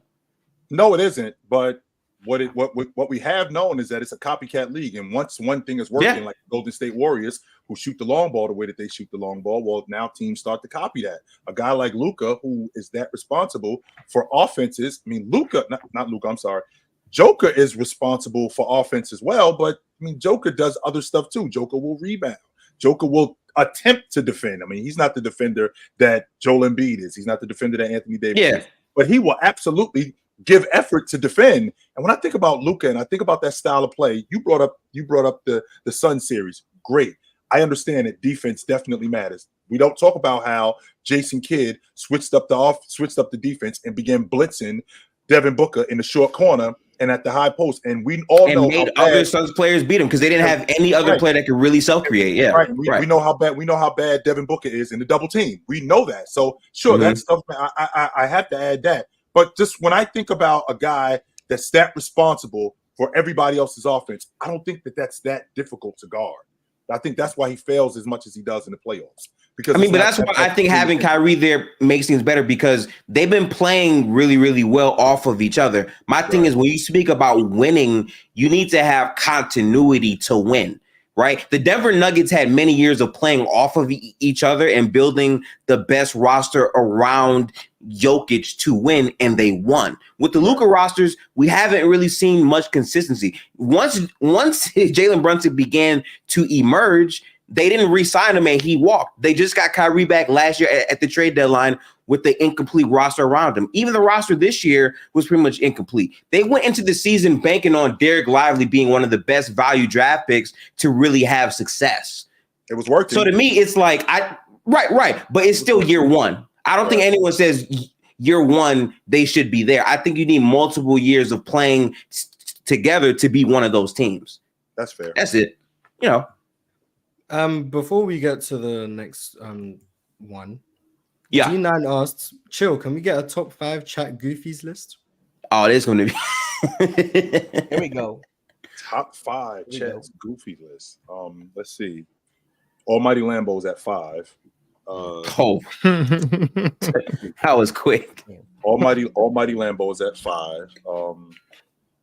Let's see. Brax is at 4. Tank is at 3. And James B is at 2, and Buddy is at number 1. It's about the names I expected to hear. That makes sense. If you're gonna be on a list, might as well be top of the list. Shout out, Buddy, man. Hey, about the names I expected to hear. Why? I love how Chill is not smiling at all. He dead ass. Chill is not smiling with y'all at all. He locked in, dead serious.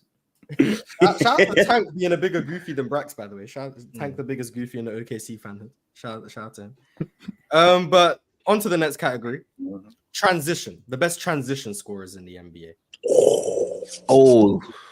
So I'm gonna start with Jalen. Jalen, the best transition scorer in the NBA. Best transition scorer in the NBA. You know what? We still going with my main man. No, Jalen. No, Jalen. Talk about transition. Please, no, Jalen. Give me LeBron James. Oh my God, Jalen. He can still pull up Please from don't. transition. He can still get to the rim in transition. He can still finish. Oh no. Give me LeBron James as a transition finisher. One of the greatest transition finishers of all time. Oh no. Hey, guess what? Oh, boy. You know what? You boy, know why it's not Giannis? Because he can't pull up. LeBron can pull up. What's he shooting from 3 this year? Talk to me. 40% from 3, ladies and gentlemen, and still got the body of a grown man, lowers the shoulder in him, and can still finish at the rim. Give me LeBron, Ramon, James. Hall of Fame yap session, man. Chill seem to disagree. So I'm gonna ask Chill. Chill, who do you think is the best transition scorer? I think it's Giannis. I think he's the best transition player. How can you not be able to pull up from 3 and be a best transition scorer? Okay. Because you got no pull up. Does he have a midi in transition? A transition midi pull up? Not really. No, he got a grown man body. I'm gonna give him. If you can't stop him from getting to the rim, what's he need to pull up for? Why? For what? That's that's what transition is. We're transitioning from one end to the next. Where am I the most efficient? At the rim. So I'm transitioning to the rim. Nobody can stop me with the basketball. It's not like I gotta wait for somebody to give me the ball. Who can stop LeBron? Same thing. LeBron just got that pull up though. Who can't stop? Because Giannis and LeBron, you can say just as unstoppable in transition on the fast break, just as unstoppable. But then he got the pull up. Come on, Chilltown. You want to say LeBron, baby? I can't do it. Why, y'all? No, I like how Doug came back right here, bro. I'm not gonna lie, Doug literally tuned into the yapping, bro. That's crazy. He came right in for the yap session, man. But it's not Mark. It's not just transition with the ball. Two just running the floor as well. Transition, right? Just scoring in transition. Right? Whether you score the lanes or you're bringing the ball coast to coast. All of that sort of stuff. Yeah. Why is this even a comment? Like, what is the point of talking about these guys in the transition? Like, I don't understand. Are y'all comparing? You don't like transition. That's on you. It's still no, if LeBron and Giannis, if if Giannis and LeBron are crazy in transition, what's the point of like if all right, Giannis is better. Okay, if Giannis is a 10, LeBron's what 9.5, 9.8. Like it really we're ranking the best in the league. We're ranking it. That's y'all ranking best transition players right now. No, best overall. Yeah, best overall categories. Yes, we're going through categories of scoring. There you go. And transition doesn't. It doesn't. In terms of Giannis and the LeBron combo, it means nothing. Why can Dub? See, this is what I'm talking about with you, Dub. Like I'll get on your page and then you'll lose me. How is transition buckets not important in scoring? I said wide open.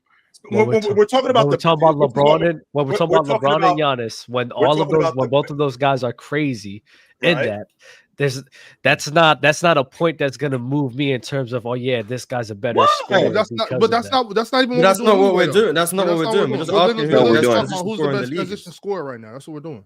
Yeah, I'm pulling up to the party. Yeah, you brought yourself up here to complain about something we're not doing. At least know what's going on. No, you wasn't asking. You was complaining. You was not asking. I was complaining. It doesn't really matter, bro. I'm not gonna lie, bro. Okay, so I'm gonna go back to where I was. Gifted, the best transition scorer in the league. I got Giannis. Okay. Very quick in transition, pushing it. Giannis. And Ox, who do you have? I got De'Aaron Fox. I knew he was going to say that one. This man is saying Kings players for every category. I respect it. No, I respect it. Luka don't play for the Kings. Giannis don't play for the Kings. It ain't now. SBA don't play for the Kings. I will say for what it's worth. Yeah, LeBron. I will say for what it's worth, just to have Jalen's back a little bit. LeBron has been more efficient in transition than Giannis this year. On less possessions, sure. Now Mars. Not by much less possessions, to be fair. Talk about it. 5.2 to like 7. Now, Mars, we've had this conversation. If we're looking at percentages, right? If we're looking at percentages, we've had this conversation already, and we're talking about a guy in Giannis, and we're talking about a guy in James who is attracting a little bit more attention, sure. But where, when, and how is this happening that James is more efficient than Giannis? Because when I think about Giannis getting to the rim, what kind of attention is he attracting as opposed to James? I'm gonna be honest. The difference is Giannis shoots a higher field goal percentage, but LeBron taking transition threes is why he's more efficient. Like I agree with that. Exactly what I said. He got the bro. That's exactly what I said. Jalen's cooking a Chilltown, bro. I'm not. And the difference is Giannis has 6 transition possessions a game, and LeBron has 5.5. So damn. The difference is negligible in terms of efficiency, but technically LeBron is more efficient. Technically, just saying, we're focused on the technical part today. And real quick, by the way, the fact that someone in the chat can say "get this a casual" for saying Giannis, so me pointing at one of the top 3 transition players and saying he's the best makes someone a casual. I find that very hard to believe. But you can go off. Just to play devil's advocate, if you said the 3rd best shooter is the best shooter of all time, that would make you a casual. I knew Marge was gonna go there because we just. But shooting versus transition is clearly, in my humble opinion, just to play devil's advocate, but also to play devil's advocate. Devil's advocate. Giannis gets fouled on about 1/3 of his transition, and which is a big part of why. Okay, you can make that argument. And to Jalen's point, Jalen, I'd be lying to you if I said that I watched James as much this season because I really don't pay attention to him as much this season as I've done in the past. And I paid attention to him a lot. I don't pay attention to him as much this season because he's not like he used to be in transition. Yeah, and he's kind of still there. I don't look at him like I did in 2021 or in 2020. I don't pay attention to him as much. I'm definitely watching more of Giannis and Joker and Devin Booker and Donovan Mitchell and SGA and Jason Tatum and guys like that. And I'm not really paying that much attention. James is like the dude that's got like 6 platinum albums, but these 2 dudes came out with platinum albums, and I ain't really listening to James stuff as much as I used to. That's not to say it ain't dope. Just ain't really listening to it. Nah, Bron has been great this year in transition. Hey, chill. I'll tell you what. Other than Jokic, he's been great this year. Let's not get it twisted. Other than Jokic and Luka, there's not a player I'm taking the playoffs over Bron. Other than Jokic and Luka, there's not a player I'm taking in the playoffs over Bron. I'm taking LeBron. I'm taking a healthy Bron over Giannis too. I'm not gonna lie. Hey, yep. All right, well, that's a great segue into the next category after I read these super chats. Shout out to Killer KVM for becoming a member. Shout out to you. Mm-hmm. Almighty Lambo is upset with Chill because he thought that they squashed the beef. You were homies, Chill. What happened? And then not only did I think we squashed it, I thought it was over. But then he gets in the chat and he's going off on me again. See, Lambo, man, you the one who ruined the truce. You the one who ruined going off on me again. Hilarious. Brax had a similar sentiment. He was like, "Unc, we not locked in anymore." Unc, we not locked in anymore. This is another one. This is another one who 1 minute, like in the words of my man CL Smooth from Pete Rock and CL Smooth, smile in my face behind my back and talk trash. Hope my pockets hit empty and my Lexus crash. That's them dudes. When y'all see me, it's yo, what up? When you come on the show, what up, Chill? What's going on? But then when you get around your cronies, now it's yo, F Chill. Hey man. Unfortunate, man. If you want to get off that list, you got to lock in the chat. And final super chat: Smoke Rich Biggs asks who leads the NBA in fast break points. James, upon research, Giannis leads the league with 7.7 transition points a game. And Shea is second. Shea is second at 7.5. De'Aaron Fox is third. Jaylen Brown fourth, tied with Donovan Mitchell. And then LeBron James comes in right after that with 6.9 points per game in transition.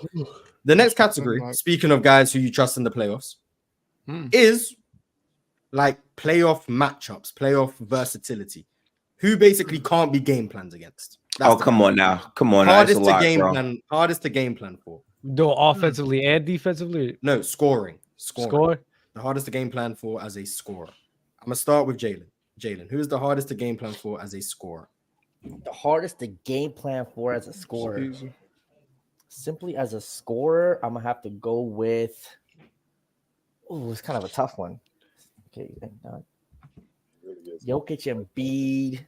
Got those two. This is easy, Jen. It's really not. Embiid's fun. He gets hurt. So as a scorer, obviously. Wait, simply as a scorer, I'm probably gonna. You know what? I'm gonna go with Embiid. I think Embiid, the versatility that he has, plus the size and versatility, that combination, incredibly hard to guard as a scorer.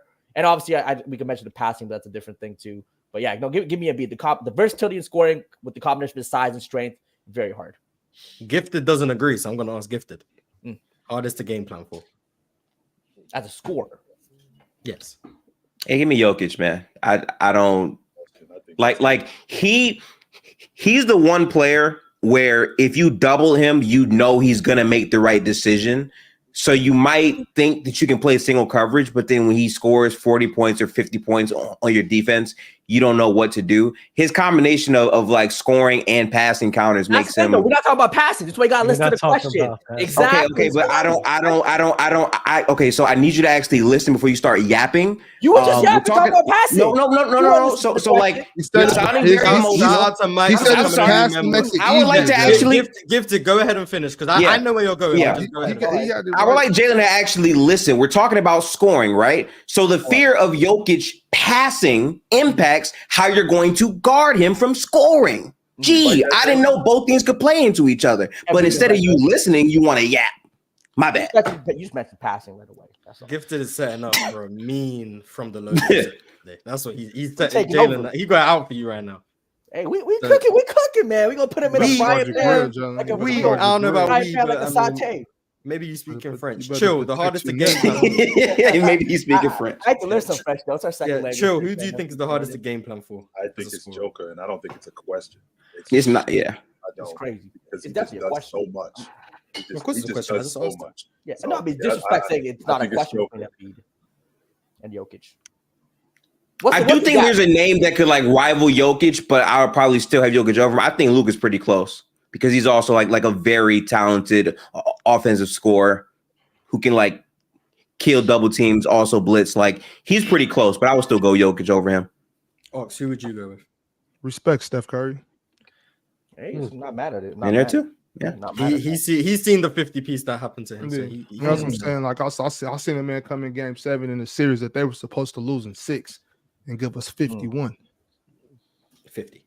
He ain't get that extra 1 point. Jason Tatum gave 50. Oh well, I was so mad at the Lynn Tatum record. You know, Mars. It felt like 100. That's what it felt like. Understandable. Dub, since you're here, you wanna say who's the hardest to game plan for? Since you're here, I was gonna say Luka or Steph. I'm fine with saying Jokic. I think they're on the top 3. Hey, those 3 are the top 3. Who would you pick for number 1? Embiid, Luka, Jokic. I've seen Luka and the Clippers go crazy, and especially if Luka's continuing this 3-point shooting, I would say Luka's probably like the hardest one. But honestly, start bench cut. I'll and again, it's not even by a wide like favor, but I'll play say Luka, Curry, and then Jokic. Because even though I hear your point about the passing of Jokic, like at the end of the day, I'm just single-handedly looking at this as a scoring. You feel me? Yeah. So I'm not. Steph over Embiid. I hear the point though. I understand the point, but I'm. People are doubting Embiid because it should be unanimous. No. Let Jalen say that again, please. Steph over Embiid. So you think that's okay? So you think it's the toughest? Well, to be fair, Gifted, I'll say this: like if I haven't really seen Joel in the postseason, but I do think he is capable to be better than all of those guys as well. If he's healthy, I agree. I just haven't seen it. You know, I agree. Yeah, he 100% has the capability. I just think playoff wise, in terms of their scoring, I think Steph's bending of the court versus Embiid. See, look, it's not fair because he's been hurt every postseason, so it's hard for me to properly evaluate Joel Embiid. To be fair to you, yeah. And we are onto the last category.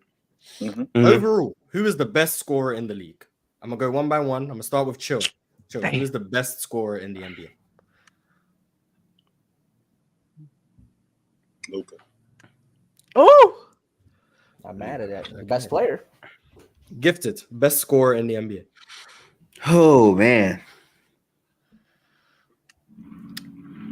how much do I penalize Embiid for games played? Because it should be Joel Embiid. Availability matters. Availability matters. It's entirely you. If someone asked you the best scorer in the NBA, what name do you say? That's it. This is all I'm doing. I'm just asking you who the best scorer in the league is. Who do you? I mean, my mind automatically would go Joel Embiid, but off games played, I got to go Luka, man. Okay, you got Luka. Unstoppable.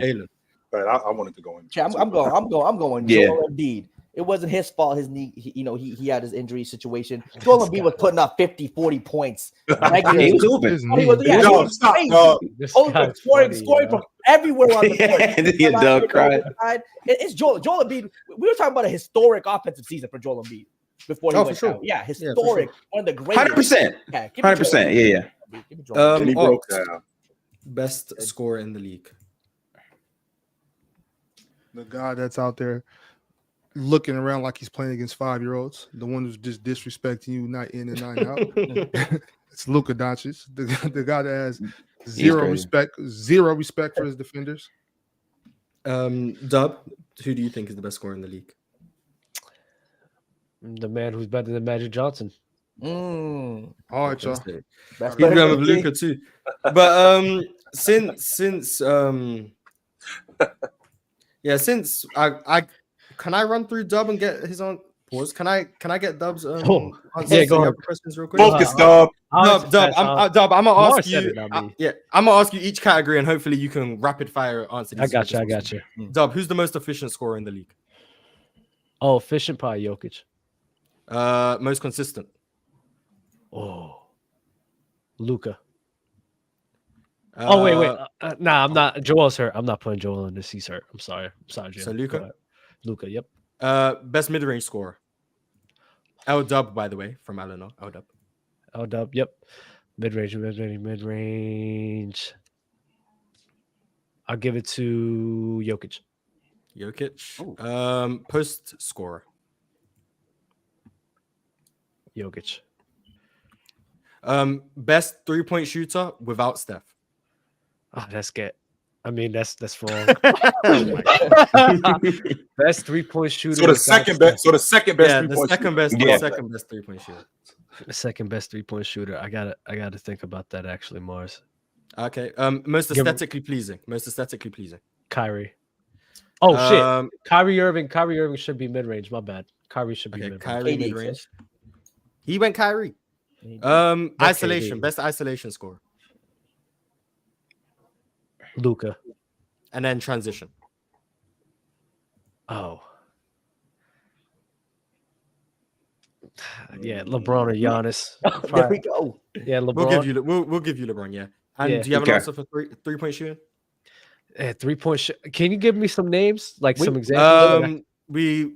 Dame, Brunson. A couple people said Murray. Dame. Luka was getting some consideration. Cho said Kawhi Leonard. Trae Young. If you want to do Halliburton. you could just say Tyrese Halliburton. Those are some of the names that I guess could get thrown out there. I guess I'll go with who? Cho said Kawhi. Yeah, Cho said Kawhi. That's a really good one, actually. I'll go. Oh wait, nah. Eli said Grayson Allen, bro. That man's going crazy. Shout out to Grayson Allen again. Grayson Allen actually has been going crazy. I'm not gonna lie. Before we end the show, I didn't think about Grayson Allen. I'm gonna just show everyone. These are the picks that everyone made, so you guys can see. Oh, my bad. I forgot about Shea. I was going too fast for the mid range. Shea, I can change it. Shea for mid range, 1,000%. Shea for mid range. Shea for mid range. I completely forgot. These are the picks everyone made, so you can see. If you guys can see that, let me know. If you want me to zoom in, I think I can. The picks everyone made, so you can see. Most people went with Luka as the best scorer. Jalen went with Embiid, and then there you go. You can see the answers everyone went with. I think I detailed this fantastically. Shout out to me as the host. Yeah, nice job, W. I did a great job. W chart. We will be back tomorrow. I did get through all the super chats. We will be back tomorrow for another episode of the panel with I don't even know who's going to be up here tomorrow, to be honest, so I can't tell you that. From the logo will be on tonight at 6 p.m. Eastern. Open Gym is on right after this, and then catch Gifted and Ox on playback tonight. No, I'm with Jalen tomorrow. Kings versus Lakers. Okay, Gifted. Who you with tonight? I have no idea. I'm assume JD because it's a Dallas game. Gifted and JD on playback tonight. There you go. And please don't forget 8:00 tonight on YouTube.